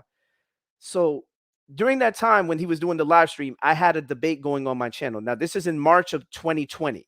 I had a debate that I was hosting on my channel, that I was moderating, that I was observing, that I was timekeeping, all of that. Now, check this out. He had a live stream. Ron Shields, Divine Prospect, had a live stream where he was so-called trying to expose me, trying to spin doctor what had happened between us. I had already apologized and all that. I apologized after that. We had a sit down where I apologized for my role. Whatever Divine said was whatever he said. It's neither here nor there, but I apologize for my role as a Christian. But during that time that he was making his show, however, Sister E and Blacktastic and other people were in the live chat. Somebody pretended to be me and went into the live stream and started disrespecting Sister E. She thought that was really me. So keep in mind, she has me blocked. So I couldn't reach out to her after the fact. Blacktastic was the first one to reach out to me. Then Alfredo Valentin, the brother of Alfredo Valentin, BK apologist, he reached out to me. So I set the air clear with both of them that no, that wasn't me. I had a live stream going on at the same time. I didn't even know that Divine Prospect had a live stream until somebody told me about it. So I had a live stream going on at the same time he did. And I told them, no, that's impossible. That's not me. That's definitely not me. And that's not my style anyways. So I assured Blacktastic, and he said that he would talk to Sister E and let her know about it because she had me blocked. And also Alfredo Valentin, I let him know.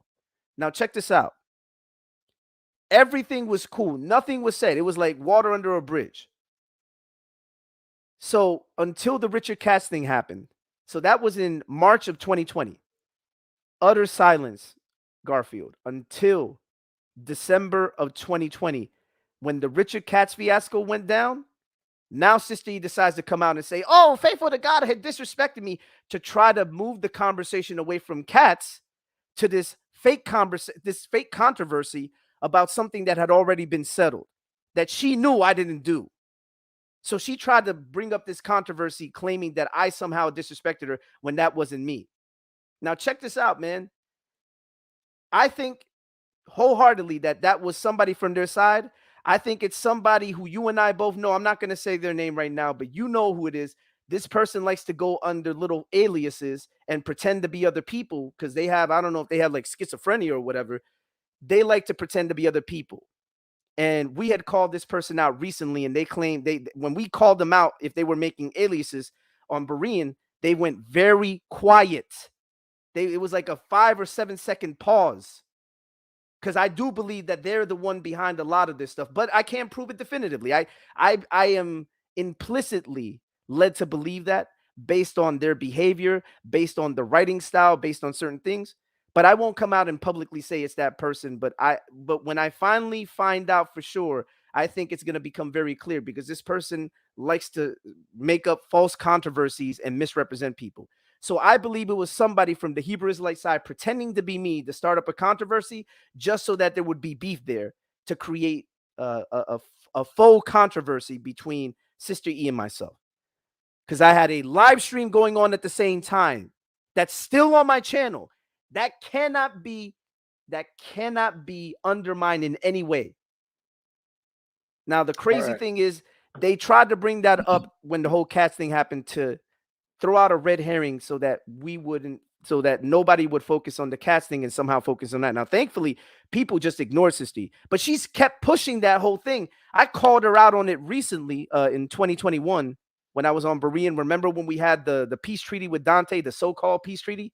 Remember that day I was trying to call her on that she was lying, and she didn't want to talk about it. And Berean at that time was still cool with them, so he was trying to shield her. No disrespect to Berean, but I know Berean was trying to look out for Sister E, which I don't knock him because that's his friend. But there's no apology for that. There's no apology for Katz. There's no apology for the misrepresentation on Sister E's end from 2019. This is a woman who continuously shows herself to be disingenuous, to misrepresent the other side, misrepresent information, try to revise the narrative to try to make it seem like we're the bad guys when they're the ones behaving poorly. It's crazy. This is nuts.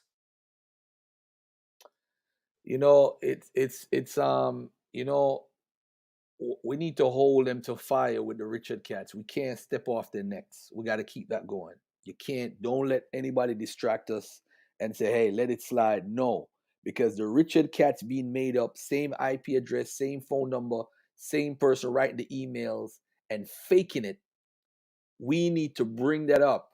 So this is a pattern of them. They will make everybody a Hebrew. They'll make they'll come out with information. All Equiana said his name was Jacob without actually saying what the book actually said. They try to mislead the people who are following them.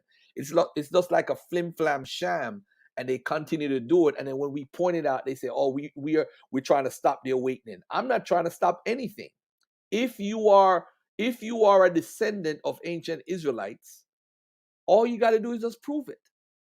So I'm the devil although I'm showing better behavior, I could have been the devil today. I could have came on and called your sister E all type of names. I could have used the W name, the B name, the Z name, the D name, all type of names and call you out. But I'm not doing that. I'm going to be the bigger person, although you're older than I am. I'm going to be the bigger person and say, listen, we got to communicate better as a community. It's Black History Month. And I feel like you guys, I've said it already, they're either identity thieves or it's a case of mistaken identity. Since I've said that, they've really targeted me because I'm telling there's a lot of Israelites hitting me up in my email asking me for sources. I don't ask them to hit me my email. They find it out because I don't even give out my email on Brother Bereen like that. I barely do. If somebody says something, I say, oh, if you want this source, email me at askbrothergarfield@gmail.com. People will email me for sources constantly. So that means your awakening is being out, it's being put out like you're putting out a fire because of people like myself, people like Faithful. Listen, family, I don't ever say to a Christian, you can't be a Christian. Because at the end of the day, I accept that Jesus Christ is a real person. And if he had followers, there's nothing wrong with believing in him. That, if you want to believe he's returning, that's your own prerogative based off your scripture. But to try to say that you're a descendant of an ancient Israelite, and we know that ancient Israelites live in the land today. Oh, I got a video for Sister E, by the way, too. I got one last video for Sister E. I got to play this video off my channel. This is the video with Tudor Parfit. I got to play this, and then you could do whatever you want to do after that, bro. I'm going to let you rock out and say whatever you want to say. I want to play this video because they want to give the impression, that Tudor Parfit agreed with them. Tudor Parfit didn't agree with Garfield. Tudor Parfit this, Tudor Parfit that. Let's look at what Tudor Parfit actually said. Then we can make a judgment. Let me just Tudor Parfit, where is it at? Did I delete it? Oh, no, it's right here. So Tudor Parfit video, ladies and gentlemen. And the reason why I want to play this video is because he points out some very, very important things. Some very important things he pointed out.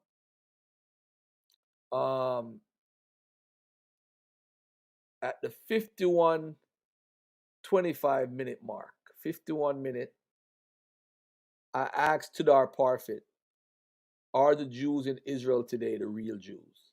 I want y'all to listen to this. Between Sephardi Jews and Ashkenazi Jews, they were the same thing until fairly recently. I mean, the 15th century. Wait, Garfield, pause that. Yeah, start over again. Yeah. Mm-hmm. Yeah, and then make it large so this way the people could, because they'll try to lie and say, oh, he's playing someone else. That's not Tudor Parfit. There you go. He's on the screen now. There you go. Their association with the land of Israel and with the history of the Jewish, with the history of the Jews is clear and overwhelming. It cannot be really undone. It's like, hold on. Other white Jews are fake and it is exactly in the area where historical Jewish populations live, and that would be true also of Eastern Italy. But it's not to be found, for instance, in you don't find it in Japan or China, in most places in the world. West Africa, basically, I don't know. Okay. This is a question from someone is asking. I'm not going to say the names of the people that he said in the email. I'm not going to do that. That's not appropriate. But I'll say this. Folks in the community, African-American community, are claiming Ashkenazi Jews and other white Jews are fake and identity robbers. Does Professor Parfit see this claim as historically valid and appropriate? No, I mean, that's a very straightforward one as far as I'm concerned. I think that the evidence associating both Ashkenazi and Sephardi Jews well, there's no real difference, to be honest, between Sephardi Jews and Ashkenazi Jews. They were the same thing until fairly recently. I mean, the 15th century, and their association with the land of Israel and with the history of the history of the Jews is clear and overwhelming. It cannot be really undone. It's like saying that President Trump won the election, right? So I like that. I like that. So it's about that degree of mendacity. Well, I wouldn't use the word mendacity. Again, it's a complicated matter, and I know that I'm going to be putting my foot in it here, and I'm likely to upset people. But I think the idea is essentially a kind of metaphorical association with the people of Israel. But this shouldn't be done in such a way that it's going to destroy or invalidate or devalue other people's religious experience. I think we have to be respectful of each other, and we have to be respectful of each other's traditions, histories, myths. And if you want to believe that, one has to be, it's part of a wider kind of religious and ethnic and identity. And God knows the experience of African Americans has been, people like yourself, has been very painful. It's a very painful history.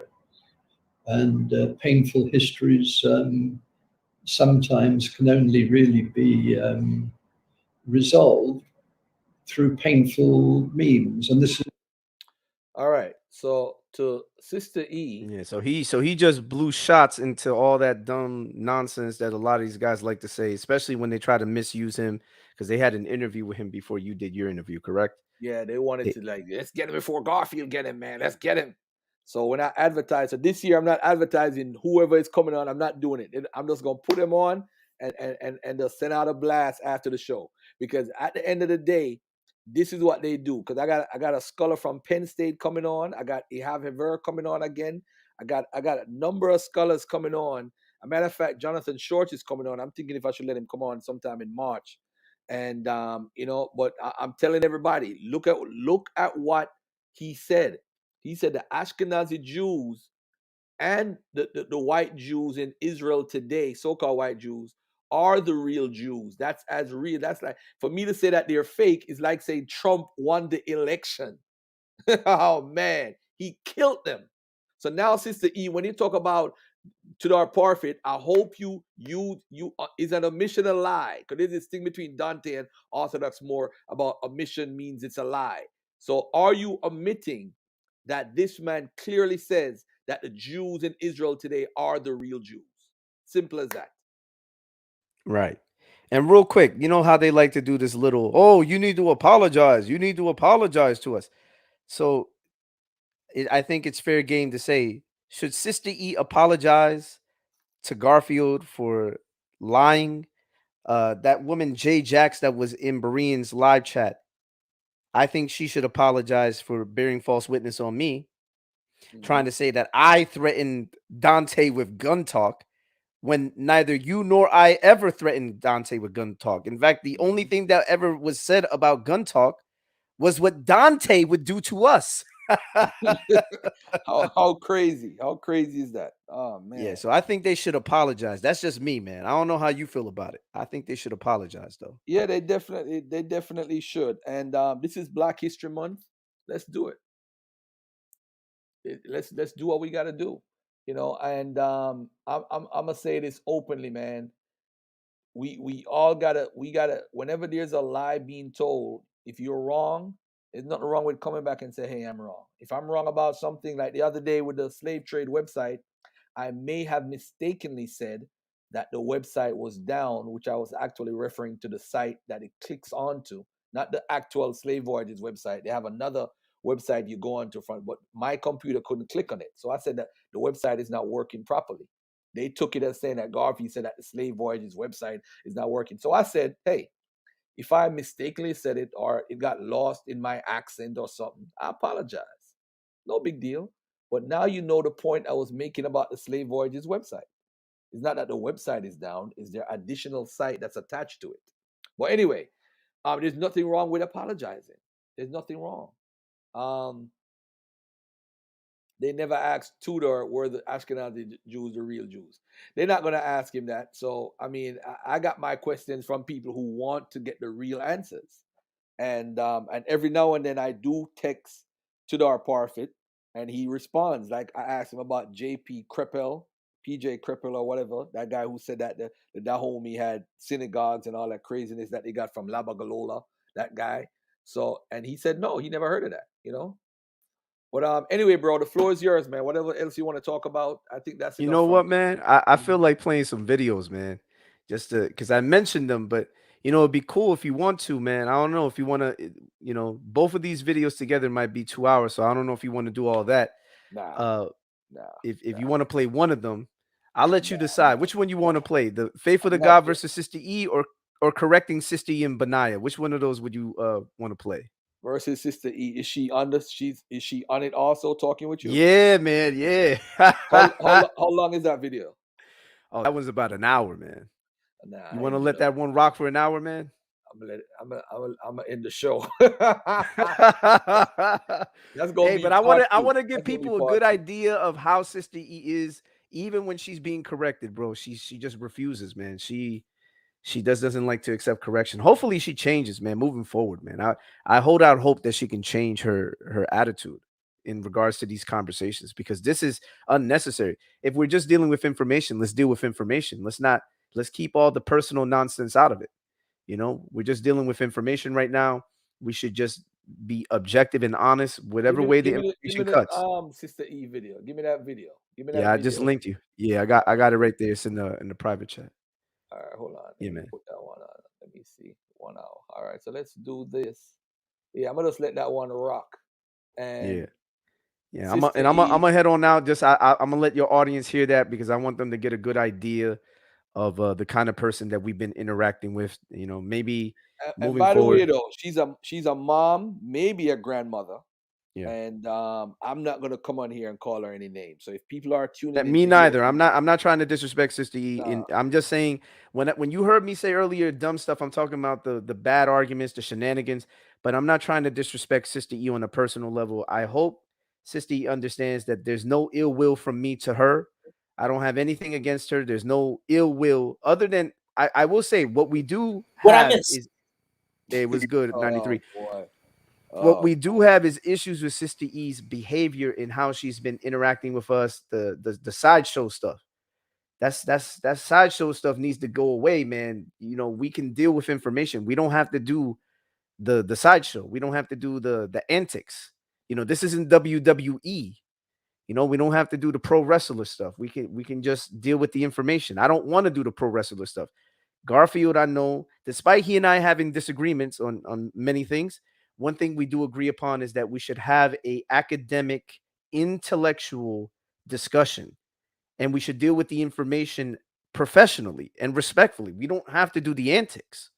You know, I don't know what it is about our respective communities, the Black and Hispanic community, that our people feel that they have to be WWE with it.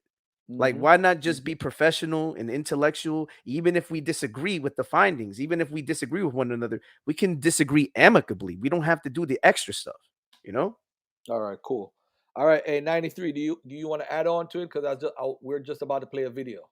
No, I was just saying what's up, peace and love to everybody in the chat, everybody on the panel, and let y'all do what y'all gotta do. All right, cool. All right, peace. So I'm gonna just play the video, and that's gonna be it. I'm gonna close out after that. Let me just put this video on. Faithful to God versus Sister E. All right, y'all. I'm going grocery shopping. Y'all want something? Yo, I am so done with 93. Yo, I am so Get you done. some of that Pew cereal. I done went out for Israel. These folk act like I'm running around here, hold on a minute, like I'm running around here. I'm trying to protect Faithful of God. Year and a half, I'm blowing shots at the whole UA community.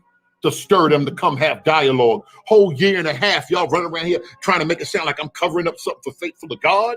Listen, I'm gonna play a video, let y'all hear it so y'all can know what's what, because I'm telling y'all, I feel some type of way. I never claimed that was Israel, but I went out. That's how come so many people said, yo, you riding with them. You riding with them, you ain't down with us. How I'm gonna blow shots at the urban apologetic community, Baker, for a year and a half. I'm gonna hit you when I jump up off of here, Baker, for a year and a half, and y'all run around here trying to act like I'm riding with faithful in them? Because y'all don't want to take an L, lying Pastor Kelly. One thing I could even respect Pastor Majors, he on the low, he know he done played himself, he on the low and he quiet. Y'all trying to manipulate and stir something up that y'all ain't got no business stirring up. Matter of fact, I'm gonna play this right here. Let me play this right here. Tell me y'all can hear this, type of one. Look at this on my phone. And anybody who watched it, they can remember it. And I said, Faithful, do you see this message? I picked this phone up. I said, do you see this message, Abu? And Abu was like, yes, I see the message. I said, look at Abu's head on the actual message itself. He saw the message. This is back, what, November 2019? So yeah. If y'all saw the 2020s, only because he went back out there just recently and looked at the message. Don't believe the hype. He knows he saw the message, and it was on Beren's live. And again, guess what? When I told Faithful that and he was confused, you know what Beren did? Took the video down. Because Faithful looked bad. Faithful looked bad. So, with that being said, if you notice in the bottom of the message, it says, and I let him know, I said, hello, I sent you a couple of messages on Messenger a couple of months ago. Not sure if the guys are available right as of right now. That's what I meant. I said, ultimately, because a lot of us were getting ready to, do the holidays because Passover was coming. He said, understood. One of the benefits of correspondence is we won't have to be online at the time, and each participant can contribute posts to the correspondence when their schedule permits them to do so. So ultimately, what he was saying was he would rather talk on this forum. No, the agreement on the phone was let's talk over a live. That was the original agreement. That was the original conversation, but he never responded. Never responded to my message. Never said a word to my message, but decided to pop up on my Let's Talk with Sister E and respond there. That was the conversation. And again, what's so interesting is Iran will take a live down to protect them, but won't do that for us. Shots fired. I'm gonna leave that right there. Oh, let me see. I think I stopped sharing. Did I stop sharing? That's my homegirl now. But she done moved down and she rocking with Kelly and them Mores. In the charismatic Pentecostal church, we often say you take on the spirit of your leader. Sometimes if it's good, if it's bad, you take on the spirit of your leader, the spirit of the house. This is so funny. When I rode with them for so long, and remember, I never claimed to be Israel. I rode with them for a year and a half, talking, shouting out Pastor Kelly, shouting out Pastor Major. I see something wrong. They trying to finesse it like I'm the wicked dude, like I'm the devil all of a sudden. This is so funny to me, but this is how religious manipulation go. And these funny people, and Sister E, you of all people, gonna talk about, I don't want to, I'll take a video down for them. I don't want to help y'all cover up a lie. No, I'm not, Sister E. Pastor Kelly, no, it ain't right and exact. Other people know, I don't want to say other people name to disrespect them. A few people in Israel as leaders know it's not right and exact. Don't get it twisted. Now you over here with lying Pastor Kelly, trying to cover up a narrative. I'll say your name all day, Kelly. I say your name all day. This is all it is. This is what it is. This is what it is. The nerve of these devils. Now you call the devil out or you call behavior. And I'm not saying they ain't right and exact.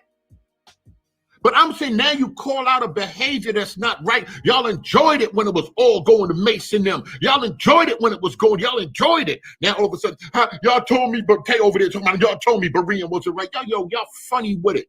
Y'all different. Y'all different. This is lies and deception, Sister E. I never imagined you'd be doing this. For Kelly? Yo, this is funny. This is fun. Even on top of what you said to me.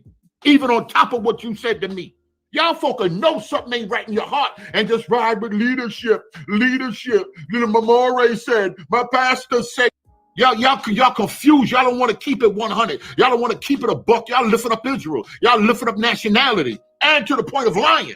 What the Bible say about being false witness? What the Bible say about lying? I've been on that treat them fair stuff. They said the video, I took the video down to make fair. Y'all see that word public down there? I made the thing public. I made the thing public. There was 1, 2, 3. I think it was Can't We All Get Along? I guess it's part 1 because I see 2 and 3 on the front. You got my man Thomas White. You got to see his face on the front of the other one, and that's still public. This one here in the corner, if you can see up in the corner, it says Faithful to God. That might have been the last time Faithful to God. They claim they embarrassed Faithful. Whatever y'all did, but Faithful and Abu gave y'all that work. Turn it into whatever y'all turned it into. Sister E, you started that whole thing over there with them pews with Abu and them. You started the whole thing. You said, yo, I wish after the debate with Bantu and them, I wish after the debate that urban apologetic community would debate the moderates. I believe you even used that word, us. You used that word, so y'all got the attention. Y'all came out here with that strong energy. Kelly came out here with that strong energy. That made you talk about apologize to Kelly. Y'all came trying to thug us. Telling us take down videos. Now y'all still doing it in a different way. He won't even take down a video for y'all came demanding that videos get took down, and Abu blew the whole joint up. Ain't nothing wrong with that. I'm telling y'all the truth.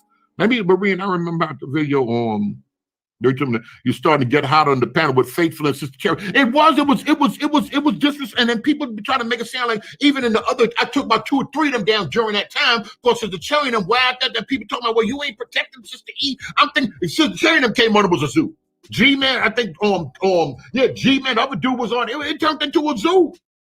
And then people upset with me, and that's kind of when we was like, oh man, this whole thing. We ended up talking, but Sister Eve, and after I hit her, she was like, I can't lie, I'm tight.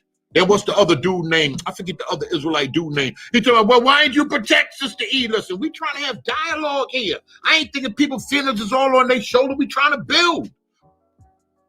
What is going on, YouTube? It is your boy, Faithful to God. And the clips that you just saw came from the video This Nonsense from the Berean TV channel, in which he rebuked Sister E, Kelly Richardson, William Brown, and other Hebrew Israelites for hypocritical and deplorable behavior that has taken place from that side over the past month or so. And trust me, it's been a lot longer than a month for many of us with that side. But now Berean is starting to experience much of the slander and false allegation that folks from that community like to level at people who disagree with them.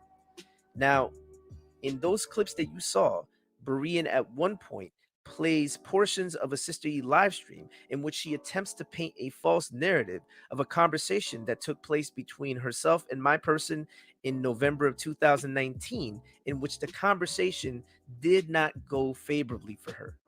Now, at no point in time did I ask Berean to private that video. Even if the conversation had not gone in my favor, I would not have asked him to private the video. What I believe happened, and this is alluded to in those clips, is that Hebrew Israelites reached out to him and complained about the way that Sister E was being treated. And because he wanted to maintain peace and continue dialogue, he privated the specific video in question. Now, the conversation between Sister E and myself took place because of her misconception about a wall post that I made in which she assumed I was attacking her. After she was corrected on that point, she attempted to segue the conversation into a potential sit-down that we were supposed to have with Kelly Richardson, and even there, she misrepresents what actually took place. But I'll let you guys be the judge. The following video is the conversation as it took place in November of 2019, uncut. Enjoy. That's just how it is. Well, I'm waiting for Faithful. Let me see. All right, Faithful. Oh yeah. We got Faithful and BK. Yeah, no, all right, no, hold on, BK. Grace and peace, Faithful. Grace and peace, Faithful. Grace and peace, brother. What's going on, brother? Some stuff was said, and I heard that you wanted to jump on to clear some things up. Sister Word, yeah. Earlier, I was on with Dr. E. A few of us was live yesterday, and I'm not sure if she was back and forth with my man Alton. Shout out to Alton. And then she started going back and forth with you, maybe in the text, while she was on. We started going back and forth. So, Sister E, would you like to talk about some of that before Faithful actually starts sharing? I ain't got to talk about it. Faithful know what I'm talking about. So no, everybody, for people that don't know. No. Okay, so that wasn't just the main reason that I did that post. Because if you look at a post I did yesterday, I said to my apologetic community. So it was not based off of faithful to God. Because I said every day I'm going to post something to make my apologetic community think about some things. Because again, I posted some yesterday prior to the conversation I had to Faithful. So Faithful was not the driving point of that post. I'm doing that anyway. But my whole problem with when people call moderates out, and Faithful made a post yesterday saying sex and marriage, and that sex is some people being canceled moderates believe that. And never once have I ever denied to say that there is poor doctrine. But when you're talking about moderates, that's too vague when you say certain. Because right now we're trying to build, we're trying to grow, we're trying to understand each other. And when those types of posts are being put out, it puts a connotation that, oh, let's start banging out on moderates, when people don't even know holistically what moderates believe in. Okay, do me a favor. I'm sorry. Do me a favor. You see what? I agree with you before. I'm going to give it up right now. Before Days of Noah, Divine Prospect sits on the fence and isn't very clear on his beliefs. A lot of urban apologists feel that. That's suspect to me, but his ethics is on point. That's how come when people started saying, you know, he had dealt this and that, I'm like, no, that brother been nothing but straight up. I'm not going to go that route where they going. He's always, even in debates and stuff, he's always respectful. He's always, you know, and I agree with you 100% on that. Yes, I agree with you, Dave, on that. All right, Faithful, bro, you got the floor. All right, thank you, brother. So to my brother Alfredo Valentin, could you do me a favor? Can you unmute and read my post for the audience so they could actually see what I actually said in that post? Because I want this to be on record. Whole thing? Okay, all right. Yeah, just the part at the top, not the whole thing. Just the part. Oh at the no, top. read the whole thing, Faithful. If you're gonna read it. Okay, read the whole thing. If Sister E wants us to read the whole thing, that's fine. I don't know if the brother Berean wanted us to read the whole thing. Okay, no, go ahead, because it's all right. All right, go ahead and read the whole thing, because I wanted him to read the whole thing, but then I didn't know if brother Berean, you know, if he was pressed for time. Y'all, throw $1 in there. Go ahead. All right. All right. The following is a refutation of the ignorant idea from certain proponents of Hebrew Israelism. Wait, stop right there, brother. From who? From certain proponents. Talk up, PK. This is important. Now, Faithful, I have a question. No, Sissy. No, Sissy. When you spoke, Sissy. When you explain. Hold on. Sissy, when you spoke, are we gonna let him talk, Sister E? I'm just reciting the post. I'm not putting any opinion on it. I was a gentleman with Sister E. to read the whole thing, and then I want Faithful to talk. And Sister E, you can talk. Do me a favor, please. Don't unmute yourself. Let Faithful talk. Let PK read it. Then let Faithful talk. We know Faithful along with it. Try to keep the conversation back and forth. Come on. Right. All right. Let's have some decorum in here. Right. Thank you. All right. Go ahead, my brother. I'm just gonna read it straight through. All right. All right. Okay. The following is a refutation of the ignorant idea from certain proponents of Hebrew Israelism regarding the notion that sex alone is marriage. This shows their fundamental lack of understanding of the Mosaic law and basic Israelite culture. For starters, the Mosaic law made it clear that marriage was arranged by a man with a woman's father via the payment of a dowry or the signing of the wedding contract, at which point the man and woman became betrothed and were legally considered husband and wife, Deuteronomy 22, verses 23 to 24. We even see a prime example of this in the Apocrypha, or Deuterocanonical books of the liturgical side, hence Tobit 3, verses 7 to 8.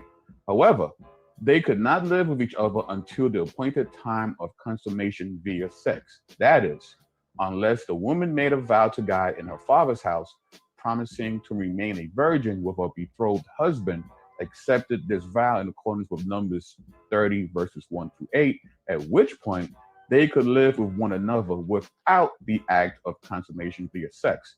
This goes for other vows as well. I say this because an ignorant person who self-identifies as an Israelite sarcastically posed a question some time ago asking how Mary could have been a virgin according to the New Testament narrative, and yet have Joseph be called her husband in Matthew 1, verse 19 without sex, while ignoring the fact that they were betrothed, thus legally making him her husband, along with the fact that she was made pregnant supernaturally by the, I can't read that Hebrew, according to the Father's plan, hence Matthew 1:18, Luke 1:26-35, Luke 2:5, Luke 3:23, etc. That's Right. the post. And real quick, before I expound on that, I wanted to say that the person that I was mentioning is an individual by the name of Quanah Lawa.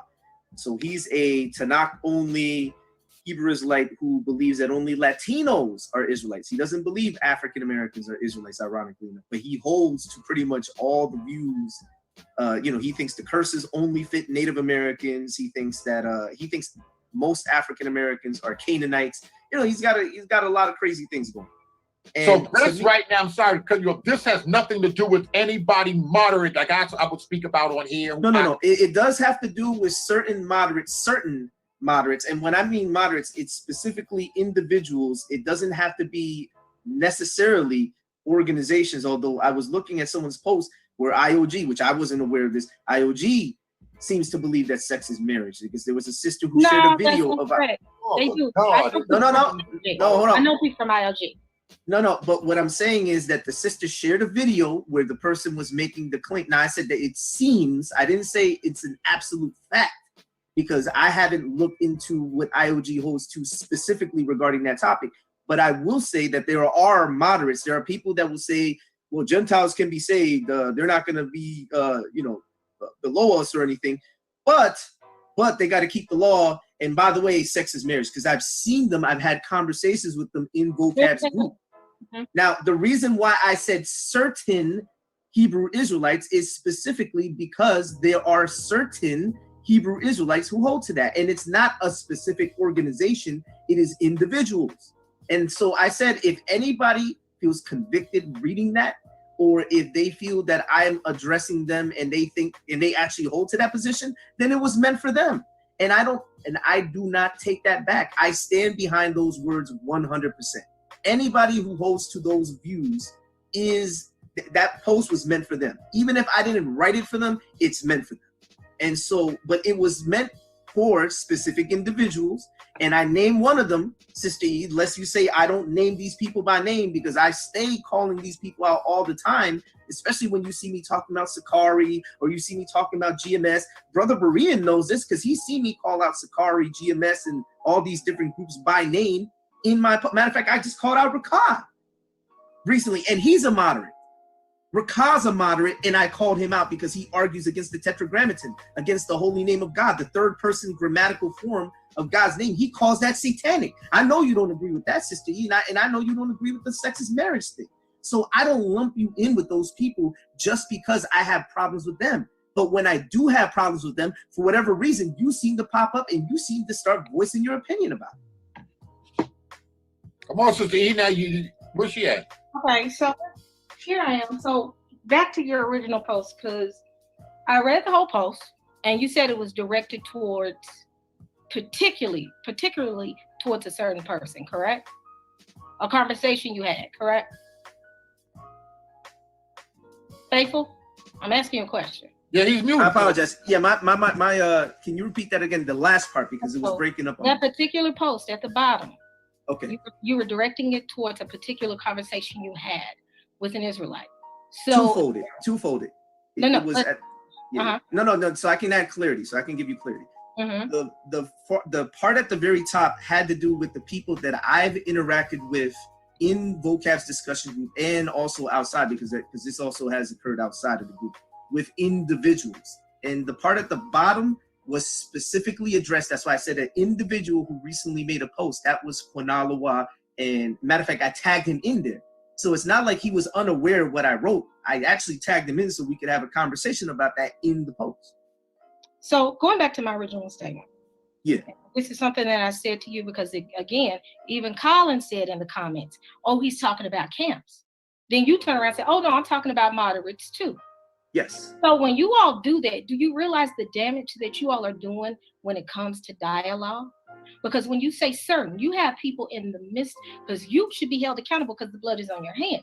There are people in your group and that were amening you that will automatically assume, oh, Sister E is wrong. Oh, majors believe in that. When you say certain, certain is dangerous. And certain is something, even if I did a research paper, I was in college and I graduated from college. When you did a research paper and you were talking about a particular subject, and I said certain in the research paper, my professor would say that's too vague, provide detail. So when you all say certain or Israelites or even moderates, because being honest, moderates, we never called ourselves moderates. Actually, Berean came up with the term moderates. There are people within our community that have poor doctrine. There are, just like there are people in you all's community, if it be Calvinist or non-Calvinist, that have poor doctrine. But when you say certain, you're adding fuel to the fire. It makes the dialogue between us and you all even harder, because people have already stamped that, oh, even though he said certain, I'm automatically assume that he's talking about everybody in the Israelite community. Israel of God, you said something about Israel of God. I was the one that posted the video of Israel of God. Israel of God had a whole wedding ceremony. Now, are there individuals that possibly are in the community of Israel of God that teach that sex is marriage? Yes.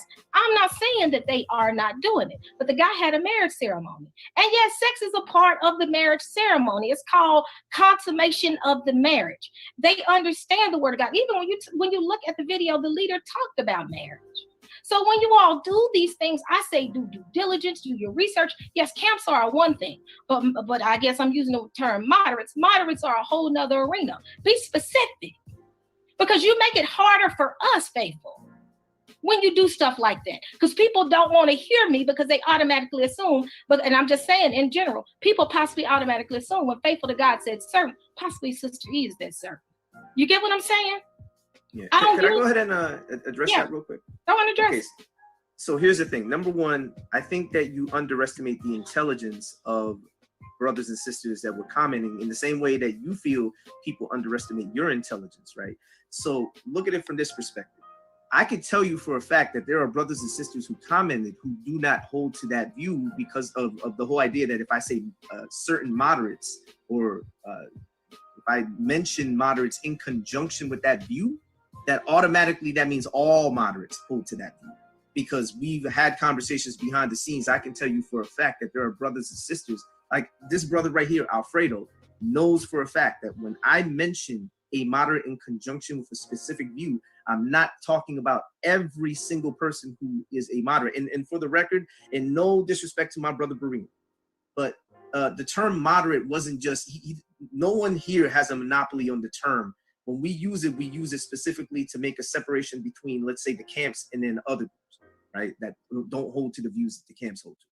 But as far as what I posted, right, when I said sex alone is marriage is the erroneous view that certain Hebrew Israelites hold to, I'm talking about those specific Hebrew Israelites, whether it be the camps, whether it be a moderate, whether it be a whoever, anybody, even it could be a Christian, if they hold to that view. Matter of fact, I had it. I'm so glad that this came to memory. I'm so glad. Glory be to God that this came to memory. I had a conversation in Vocab's group with a Christian, a person self-identifying as a Christian, and we went back and forth specifically on this topic. And I had to correct this man several times. Matter of fact, the brother Eric Mason came in there correcting this man. So yes, we do correct Christians on erroneous doctrine. That's an example. That Christian held to that view. And remember when I told you Hebrew Israelites, that goes for Christians too. If a Christian holds to the view that sex alone is marriage, then my post was meant for them as well, even if I didn't explicitly state it. Because I do not endorse that view because it's not biblical. Now, with that being said, I didn't have you in mind. I didn't have Majors in mind. I didn't have Kelly, Pastor Kelly in mind. And by the way, I have issues with him, with Pastor Kelly on other areas. And you've seen when we've made videos, but we've always kept it specifically on the areas that we disagree. And trust me, there are other areas and there will be other videos. You best believe that I'm going to make videos against him on the things that I disagree with him on, but I will not disrespect. No, let me finish. Let me finish. But I will not disrespect him on a personal level, nor will I try to say that all Hebrew Israelites, because I would even go out on a limb to make a distinction between what you hold to and what he holds to, because I know that you guys don't agree on every last finite detail, because that's just not That's not reasonable. You're going to have disagreements with him on specific things, and on those specific things that you guys disagree on, matter of fact, I'll even go out on a limb to say that the people who affiliate with him, like Sister E and Pastor Majors, do not agree with him on this specific area, because I will make sure of that. But I will go and I will address the things that I disagree with him on, like I would with anybody. I don't agree with the name it and claim it crowd, but I'm not going to say all Pentecostals are name it and claim it, and then start and try to attack every single person who's a Pentecostal because you got Creflo Dollar out here wilding, you know? You know, it just is what it is, and I believe in nuance. But I think you took offense to something that really, if you really examine it, it's like you made a mountain out of a molehill. And it didn't really even have to do anything with her. Yeah. Yeah, jump in, my brother Brian. Yeah, go ahead and jump in. I'm just do you agree with that statement I just made? And it really didn't have anything to do with her. It had nothing to do with her. In fact, I didn't even think of Sister E. Yeah, I didn't even think of Sister E when it came to the post in terms of that she holds to that view, because one, I think Sister E has way more common sense to even, you know, I knew for a fact that she wasn't gonna, well, okay. I was hoping, let me be more nuanced in what I'm gonna say. I was hoping that she would understand that I have a great deal of respect for her intelligence, that I wasn't at all insinuating it was her. I don't know where she got the idea that somehow when I said specific and I mentioned moderates, that somehow I'm lumping her into the category simply because she identifies as a moderate. That's just illogical. She could have asked me, Brother Faithful, just out of curiosity, were you mentioning me? I would have been like, no, cool, and we could have just kept that moving. All right, Sister, come on. So the first thing I did mention in the comments, and one of the first things I said in your post, Faithful, was we have, and maybe I should have addressed it a little different, but we have to be very careful when we use the word certain. And you're missing my point. When you say certain, you are feeding fuel, you're adding fuel to the fire. Because again, regardless of what you're saying, there are some people within your post that have pretty much called me heretics, and you've pretty much fed into that. And it ain't about me. At the end of the day, it's about how things have been communicated within the apologetic community. You all love to sling mud and say you're doing it for the sake of the faith, and that's really not helping. It's causing more tension. Great example, you said you were getting ready to do a video on Pastor Kelly. Why do a Pastor Kelly video without having dialogue with this man? That's not walking in love. If you don't agree with that brother, call him, have dialogue. But that's not doing what people want to see. People want to see mudslinging. But some people, I'm sorry, I don't mean to cut you off, but some people, that's a form of polemic, though. Back in the days, that's what they did. Some people would write a polemic out. They would write an answer to another church, the church fathers and stuff like that, or doing a video. That is one way of apologetic. But if he don't ask him first, would you like to do a video? Somebody hit me and said, Berean, I saw you do something. I'm gonna make a response video just out of respect. I'm just gonna hit you and tell you, I'm making a response video. Brother Berean, I don't really think that is wrong. Let me finish my point, Faithful. Because he don't agree. Berean, let me finish my point. I interrupted you. I was interrupting Brother Berean. Okay, thank you. What I'm saying with that is it still doesn't make it right. If you don't, in your eyes. Berean, let me finish. Because the thing is this, it may be something that you're not clear on. There are certain things that y'all believe that we don't believe, that we're not comfortable with. But what will it hurt to have dialogue with Pastor Kelly, but then make a video? If you need to have dialogue, I have his number. Faithful, you have my number. The thing is, no, let me finish my point. Okay, Faithful. all right, go ahead, finish it. Because the thing is, y'all love making videos. We can put Pastor Kelly on here right now if you want to have dialogue. If you want to, if you want to do that, because we can. Because y'all, that'll be a whole nother hour. Poor Berean. I'm sorry, Berean. I ain't gonna do that to you. But we can reconvene and have a conversation and pull a Zoom up and have conversation rather than bashing people. Because I actually, Pastor Kelly is more of my elder than Major sometimes.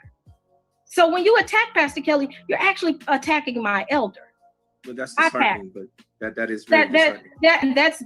That's very rude of you, Faithful to God. If you're walking in the ways of Jesus Christ, you're going to talk to my brother.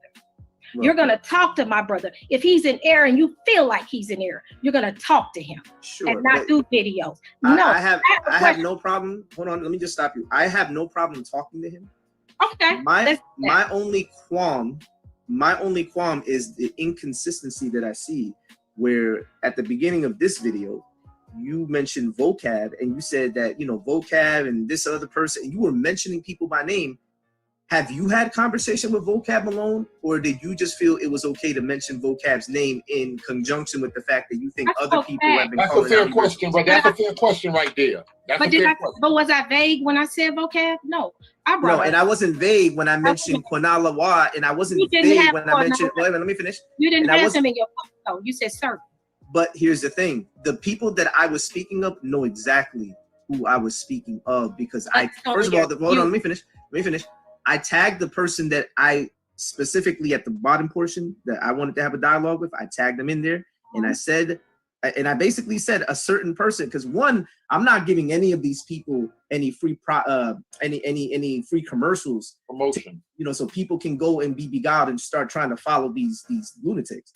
I'm talking about the ones that hold to that erroneous view, or the ones that hold to this guy's. He rejects the New Testament, Kwanalawa, by the way. He doesn't believe Jesus is Messiah. He attacks Jesus. Now, and I've had conversations with him on my wall posts on other topics. So this isn't our first rodeo.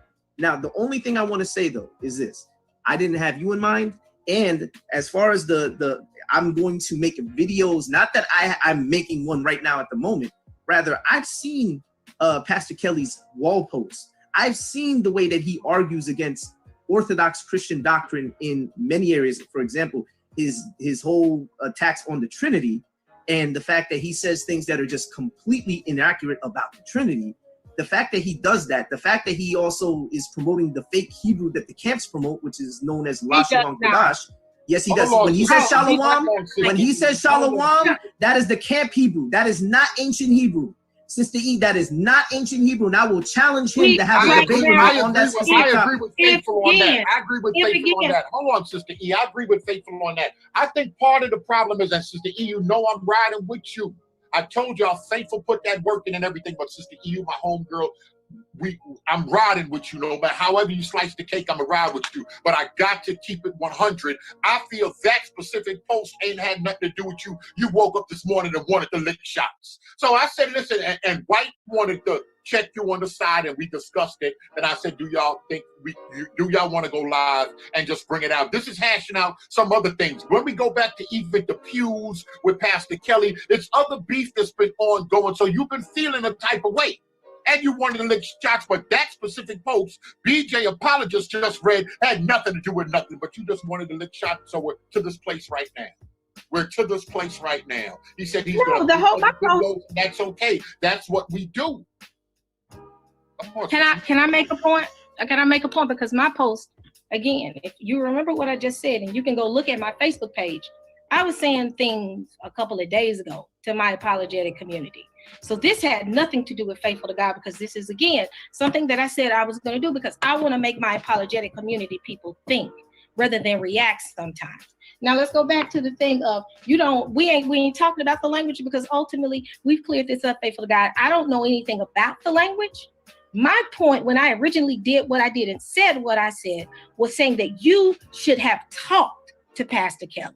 And you're still not doing that. You're still going to go make the videos as norm.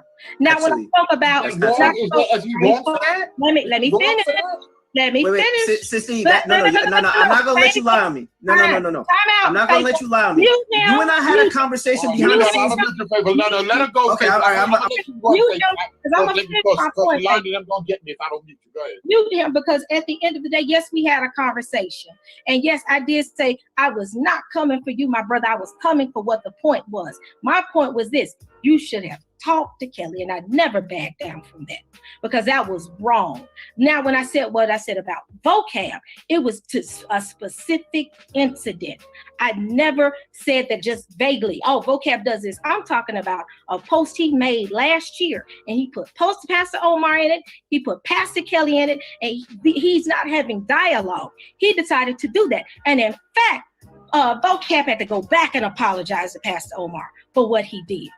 So that's what I'm gonna let Faithful go, but I'm gonna say something else too. Y'all know what y'all want. Y'all know Pastor Kelly is basically her pastor. She come on and she rock with us, but Pastor Kelly is her pastor. Pastor Kelly's her elder. Anything anybody say about Pastor Kelly's sister, he gonna go in. That's how it is. Once you did mention vocab, she talked specifically about Pastor Kelly. If y'all watch multiple Berean videos, why don't they talk to Pastor Kelly? She's always pushing Pastor Kelly teaching, Pastor Kelly. Just talk to him, be fair, talk to him. She'll major Pastor Omar, but Pastor Kelly, she's feeling a certain type of way about him, and she's always going to push a dialogue. People have heard her multiple times that watch Berean TV and would share that, and she don't like the mere fact that Pastor Kelly's name came out of vocab mouth. That's it. Faithful, you got the floor. Okay. So Sister E and I had a conversation with Abu as a witness, and we talked about specifically the videos and having a sit down. And Sister E said, I'll get back to y'all on this. Let me talk to Pastor. No, Sister E. Wait a minute, Sister E. I don't think Sister E realizes that I recorded that conversation, Sister E. I don't think you want me to play the conversation live on air. Oh, because you can play the conversation. Because guess what? I went back and asked Abu, when are we meeting? So don't come to me. But you said, I knew you was recording it. I'm not stupid to y'all. Sister E, you said specifically, I will play the video. You said specifically, I need to talk to him to arrange it, and you never got back to us. No. Let me finish. Let him talk. Wait. You got to mute Sister E. I'm trying to see you unmute no Sister E. Just chill for a minute. Now I'm unmute Faithful. Hold on, let him talk, and then you can go back and say, I remember the whole thing. Let him go. Word. Salute to you, brother. You know what I mean? So my thing was this. We were willing to sit down with Pastor Kelly. We were willing to sit with him and discuss our disagreements with him on that specific topic. Now, Sister E, I want you to hear me. We haven't made any more videos on Pastor Kelly, but I will say this though. If I see him promoting something false on his wall posts about Christians or about orthodoxy, and if he doesn't want to have a conversation with me, because so far it's been over a month, we haven't had a conversation with him. Nothing has been arranged. Let me finish. If he doesn't want to have a conversation with us, I am going to make my wall posts, videos addressing the specific arguments that I have with him. And there's nothing wrong with that. And there's nothing wrong with that because we do it all the time. Listen, the brother Berean, when he doesn't like something, he's going to let you know he doesn't like it. It's going to be live. It's going to be in person. It's going to be without pause. And that's why I respect this brother, because he speaks his mind and he says what he needs to say when he needs to say it. And if he can have that conversation behind the scenes, I know my brother here, he will have that conversation with someone behind the scenes. And I feel that if you can look at this brother right here as a brother and you can respect him on that point, then you should do the same with me and not look at me simply because you don't like the fact that I talk about Hebrew Israelites and you think that I'm just talking about everybody and I just lump everybody into the same boat. That's not what I'm doing. And I think you're a lot more, what's the word I'm thinking of? I feel like you should have more nuance too in the way you approach this. You need to have more nuance. All right, now, so you're Faithful. Come on. So let's go back to that original point. We're not getting on the whole pew thing. You just want to clear something up, right? Not the whole pew and the language. No, I'm going to clear something out. Faithful, you said I have not gotten back with you all. And I have proof that I sent Abu multiple messages saying, hey, Abu, when do you all want to get back together? I may not have sent it to you, Faithful, but I sent it to him. He has not responded. So don't sit here and make it seem like I'm hiding. I never hid. Well, maybe he did. Maybe how come you didn't send me? Why didn't this send me the message? I got to mute you. I wanted to finish, Faithful. Faithful, I sent it to Abu. Now, if I didn't send it to you, that's fine. It's because I probably didn't think anything about it. But I sent it to Abu. So you need to address Abu and figure out why Abu didn't respond to me. Yeah, but you could have sent it to me. It ain't about you could have. Wait, Sissy, you could have. Wait, you're not hearing me, Sissy. You're not listening. You could have sent it to me, and I would have responded to you, and then it would have just been me and Pastor Kelly without Abu there, because I have the same issues with Kelly that Abu has. So the reason I wonder why you didn't send it to me is because you reached out to me first. You reached out to me first. Matter of fact, we both decided to have a conversation you know, because we both saw because remember, you messaged me first in my live chat when I made the live stream of that video that Abu made, and you got in contact with me to initiate it all. I decided, you know what, we need to have this conversation, and we both agreed that this was something that needed to you know, we needed to sit down and talk about this with Pastor Kelly present. All right. With that being said, you do. I'm sorry. hold Hold on a second, Sister E. You agree that you reached out to him first when you saw that pew thing, when you saw a polemic, a response from Faithful concerning the pews with Pastor Kelly talking about India. You agree? You reached out. You started that, right? No, when I did that, you talking about when I did that post? Yes, when because you reached out to him with the whole thing with the pews. Did Faithful come in contact with you first, or you came in contact with him? Faithful reached out to me and said, "Hey, can we have a conversation?" No, you reached out to me because you asked me, "Can we become friends? Can we become friends?" That's not what happened. Because again, at the end of the day, maybe I missed it and maybe I forgot that part. But let's go back to the original statement of you saying, "I never got back with you all." You just said he got back with the other brother instead of because the thing is, when we clarified that this was an Abu teaching, that's why I went to Abu, because that was Abu's post. Not that was Abu did that. You didn't, and you said that Abu did that. That's why I reached out to the Abu, because Abu is the source, and I was waiting on him. Now, should I have reached out to you? Yes, it has nothing to do with hiding. It probably has to do with the fact that I forgot, because I assumed that you and Abu talk constantly. Am I wrong or right? Do you and Abu talk? No, we don't talk every day, but we certainly do talk. So if you all talk, you need to probably talk to Abu, because I got proof right here. I sent messages and a voice message. Sister E, right here, I got the live chat where you actually messaged me right here in the live chat. Okay, if I addressed you, that's fine. But let's go back to it was you. No, it was you. I like to bring receipts. The original. Let's go back to the original point, Faithful. You said that I did not get back to you. All right. Do me a favor. Don't worry about that right now, Sister E. What's your gripe with what you feel? No, I want to get back to this. I want to get back to this because Faithful made a pop shot like he normally does instead of following up with his friends. Abu didn't get back. Okay, you agree nobody got back with you, Faithful. Didn't get back. So don't make it seem like Sister E. Let me speak on this. Number one, Abu never messaged me. Okay, he never told me that you messaged him or anything like that. So, and let me tell you something about Abu. He is, yes, I understand that you sent him the message, sister. You don't have to show your phone. We all understand that you sent him the message. No one is denying that you sent him the message. This is why it's important to have nuance when one speaks. I'm saying, even if you sent him the message, which you clearly did, he did not tell me about the message. Maybe he didn't even see the message himself. Maybe he didn't. And with that being said, if he didn't see the message and he didn't tell me, I didn't know about it. The bigger question, though, is if you wanted us to talk, I'm talking about with Pastor Kelly, either one of us, why did you not send me the message along with Abu? Instead, you just sent Abu the message, even though you initially reached out to me. Yes, it was you reaching out to me first to have a conversation so we could even try to have some sort of peaceful sit down. That's the funny part here. And the funny thing is, and I don't think you remember this, you didn't want to have a private conversation. I sure did. You wanted to do a live stream. Hold on, let me finish. You wanted to do a live stream. Yes. Let me finish. You wanted to do a live stream where you specifically wanted us to come on your platform. You didn't want to do it on anyone else's platform. You didn't even want to do it on a neutral platform like the brother. But you didn't do it on a neutral.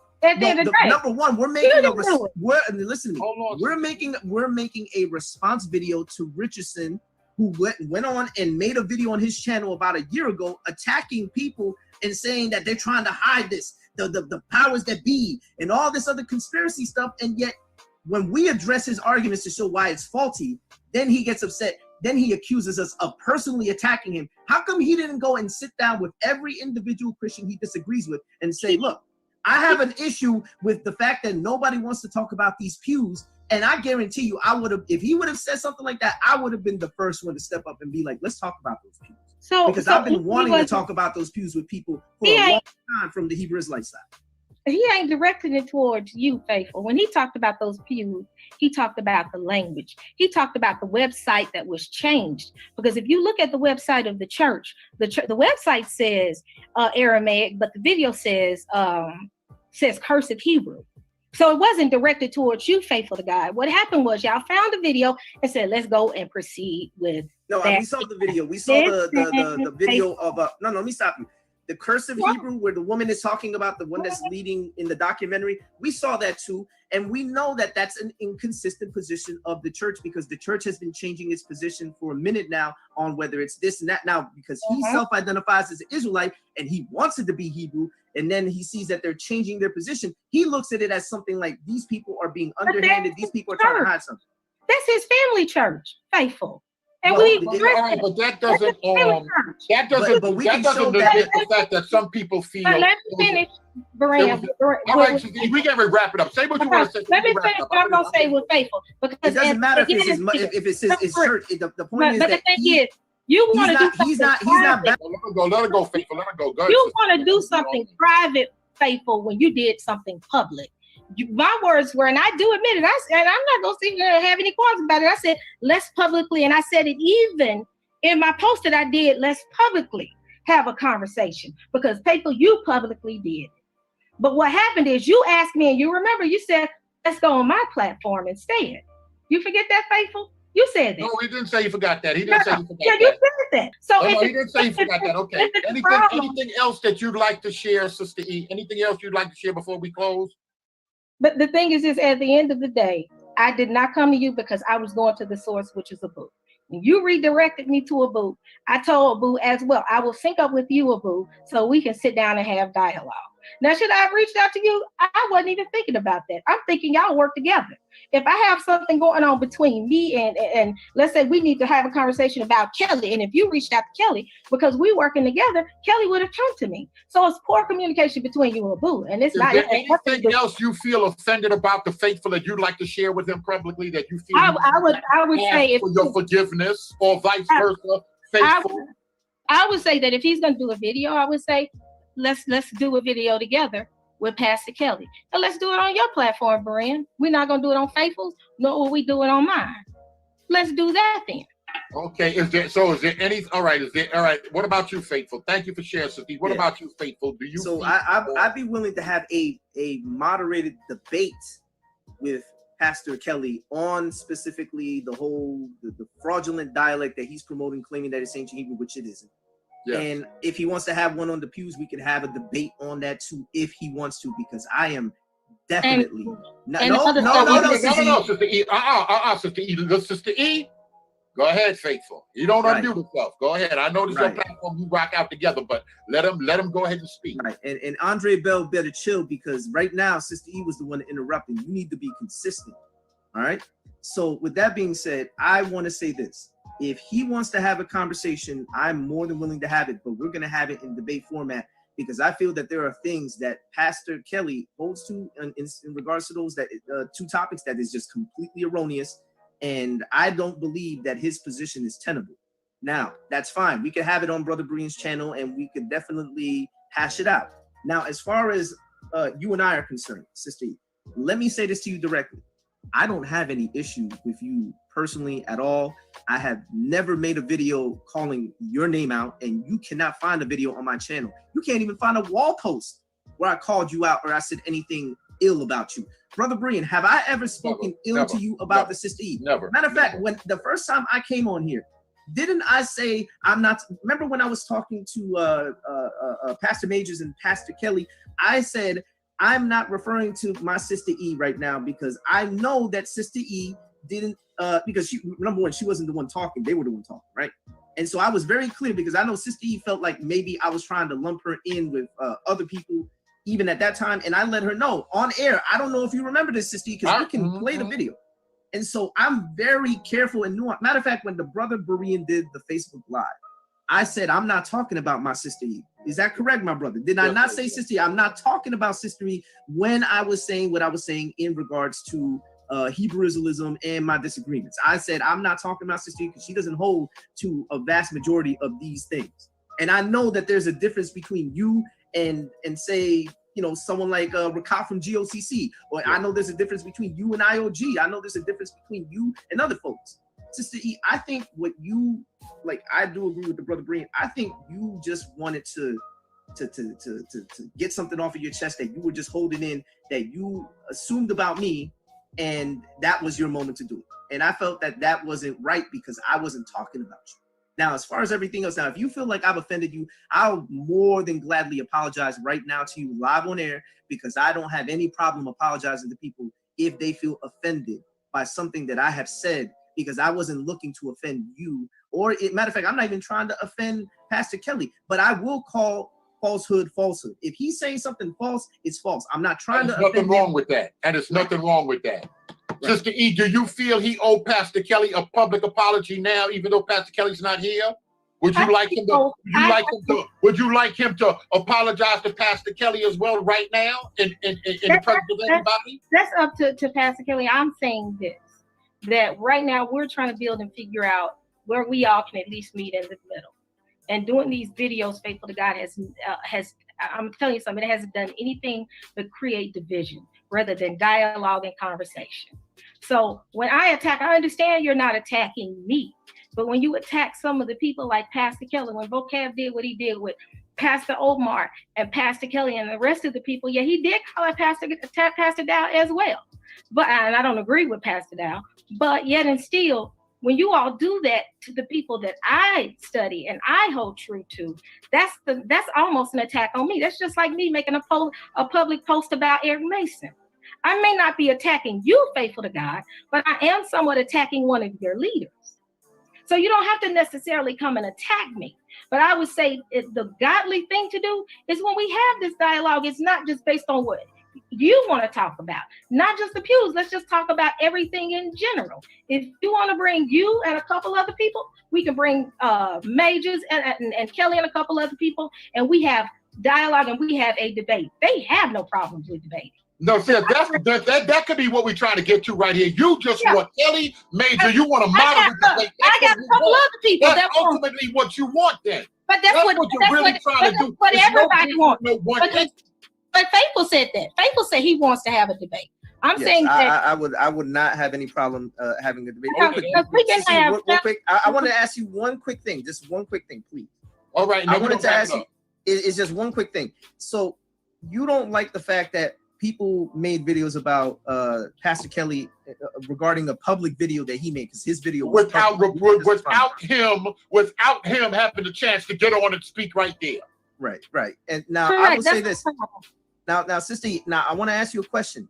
When Pastor Kelly made his video against Pastor Mason, and he was calling him out by name, and he was saying all this other stuff, and I know that he didn't have a sit down with Pastor Mason before making that video, was that okay? Or do you feel that he should have, if you want to be consistent, did you correct him on that? Did you tell Pastor Kelly you were wrong for making that video? I talk about Sinetta. I don't call them. I'm talking about Garfield. I ain't calling them. Because if I understand. Wait, real quick. I understand what the brother Breen is saying.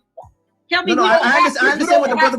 You don't have to every time you make as a YouTube. Every time you make a video and you make you missing my point, brother Breen. You missing the you missing my point, brother. You missing my point. What I'm saying is, according to her logic, if she her logic is wrong. Her logic is wrong. I'm saying her logic. Yeah, her logic is wrong because in that sense, I would have to call Sinetta, Garfield, and them every time I mention their name in a video. I don't do that. But you debated against them. But the thing is, Maureen, you still gave them an opportunity. You have conversations with Sinetta. You've been on Sinetta's show. That if you do make shots, but you've at least sat down with these guys. But Sister E, did you sit down with Pastor Kelly when he attacked Pastor Mason? Did you sit down with him? And did you tell him he shouldn't do that? Faithful to God. Tell me what was the reason? What was the reason behind Pastor Kelly saying what he said about Eric? Regardless, I am addressing it. No, I'm addressing it directly. I'm addressing it directly. The reason was that he didn't like the fact that Pastor Mason was talking about Hebrew Israelites. Now, let me finish. Now, the thing is this: regardless of what his reasoning was, the same way that Pastor Kelly will make videos trying to criticize something that Christians are doing, because he does have videos where he does that. And the Trinity is not calling us. It's okay. It's what we all do. Right. And so, and with that being said, I wonder if you're consistent, Sister E, and if you're sitting down with Pastor Kelly and telling him, Pastor Kelly, that's wrong. You should sit down with these Christians. I don't really think you're doing that. I have a question. Does Kelly just vaguely, just out of the blue, wake up? If y'all wouldn't have said nothing about us, and rather than had dialogue with us, would he be making videos? But sister, you're not being consistent. You're not being consistent. You're not being consistent. No, my question is, when you did the pews, when he did the pew video, was he attacking you, or was he talking about the history of the church? We were. What was the purpose? I'm addressing your question. Listen. Come on. First, I gotta address what we were doing, and I'm gonna address his whole purpose of making the video, because he was very clear and forthright in why he made the video. We critiqued his video specifically because he made it public, and because he had a critique about why he felt that these pews were somehow really Hebrew, even though he's never demonstrated it. And number two, why he thinks that there's a conspiracy to hide it. And the reason why is because he's starting from the presupposition that he's an Israelite, and therefore this is conspiracy to hide that, that African Americans are Israelites, or whatever, he believes. And so he made that video with that in mind. We made the response not simply because it was him, because I'm gonna be honest, I really had no idea who Pastor Kelly was before I came on Brother Berean's channel that one day. And when I found out that the brother Abu had made a video on that, it was specifically because I already have had interactions with Hebrew Israelites about those Georgia pews. It wasn't just Pastor Kelly. Other Hebrew Israelites use those pews to try to form polemics. And we know that that's a faulty argument. Now, with that being said, I want to know why you're not being consistent in sitting Pastor Kelly down and rebuking him when he makes public videos calling people out for whatever motive. It could be someone else says this or whatever, but you're not being consistent, because if you were consistent, you would have sat him down and said, brother, why are you doing this? We need to be talking to Christians in private because we need to bridge this gap. But that's not what you're doing. You're only doing it when it's Christians. You're only doing it when Christians say something about Hebrews. I agree with that. I agree with that, Faithful. We got to pick this up and we got to move No, forward. let me say no, my I'm point. giving you two. We getting close up. We getting close up. I'm getting to leave. That's not fair. You're not gonna let me finish and make a response to what Faithful said. Because at the end of the day, when we talked about those, and I'm gonna be quiet after this, the pews itself, was he attacking you, Faithful? Y'all heard she say she's gonna be quiet after this. Go ahead. Was he attacking you when he did the pew conversation? We didn't make the video because he was attacking. We were okay. Because so no. We weren't making the videos. No. Let me answer that. Let me answer that. We didn't make those videos because he was attacking us on a personal level. We're making those videos because the argument is faulty and because it is not a good argument. And that's scholarship, Sister E. That's what scholarship is. But the thing is, true scholarship Kelly have to backpedal some about those pews. He didn't have no dialogue. That's why we have to have a debate. Did Kelly or anybody else that deal with that language? Because there's 6 people already on that language. If Kelly had to backpedal some, we need to have a debate about the pews. We can sit and have a conversation. We can have a debate, but at the end, right, that's good. So we have to set that up. That's all we have to do.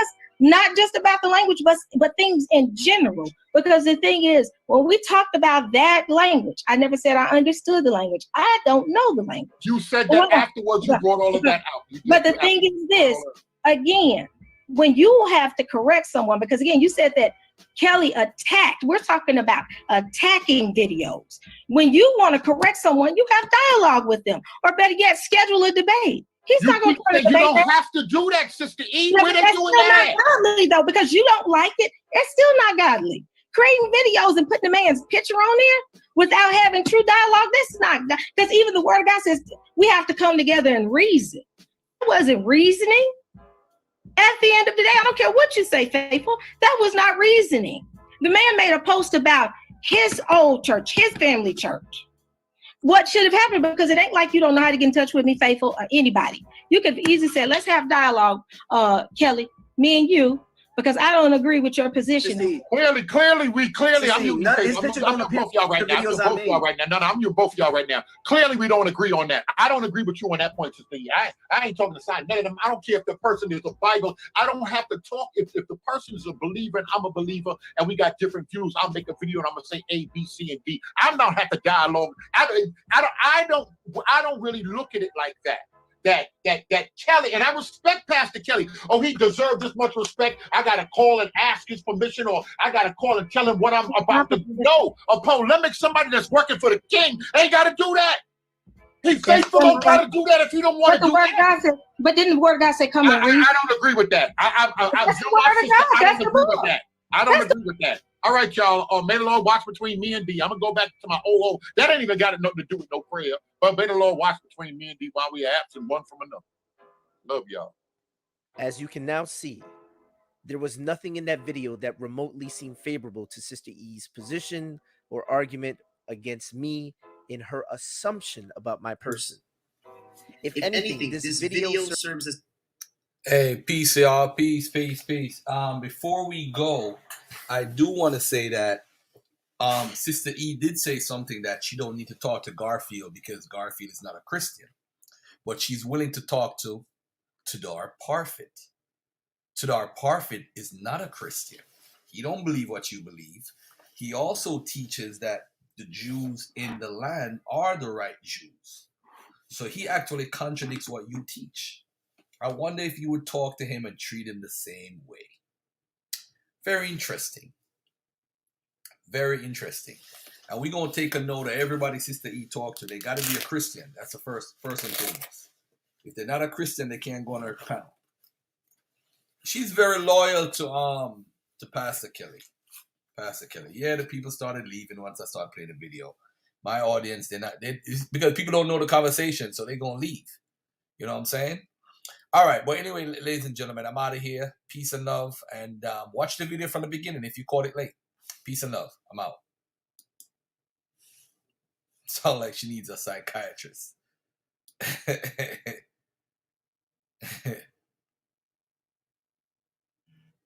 All right, family. Peace and love. We out of here.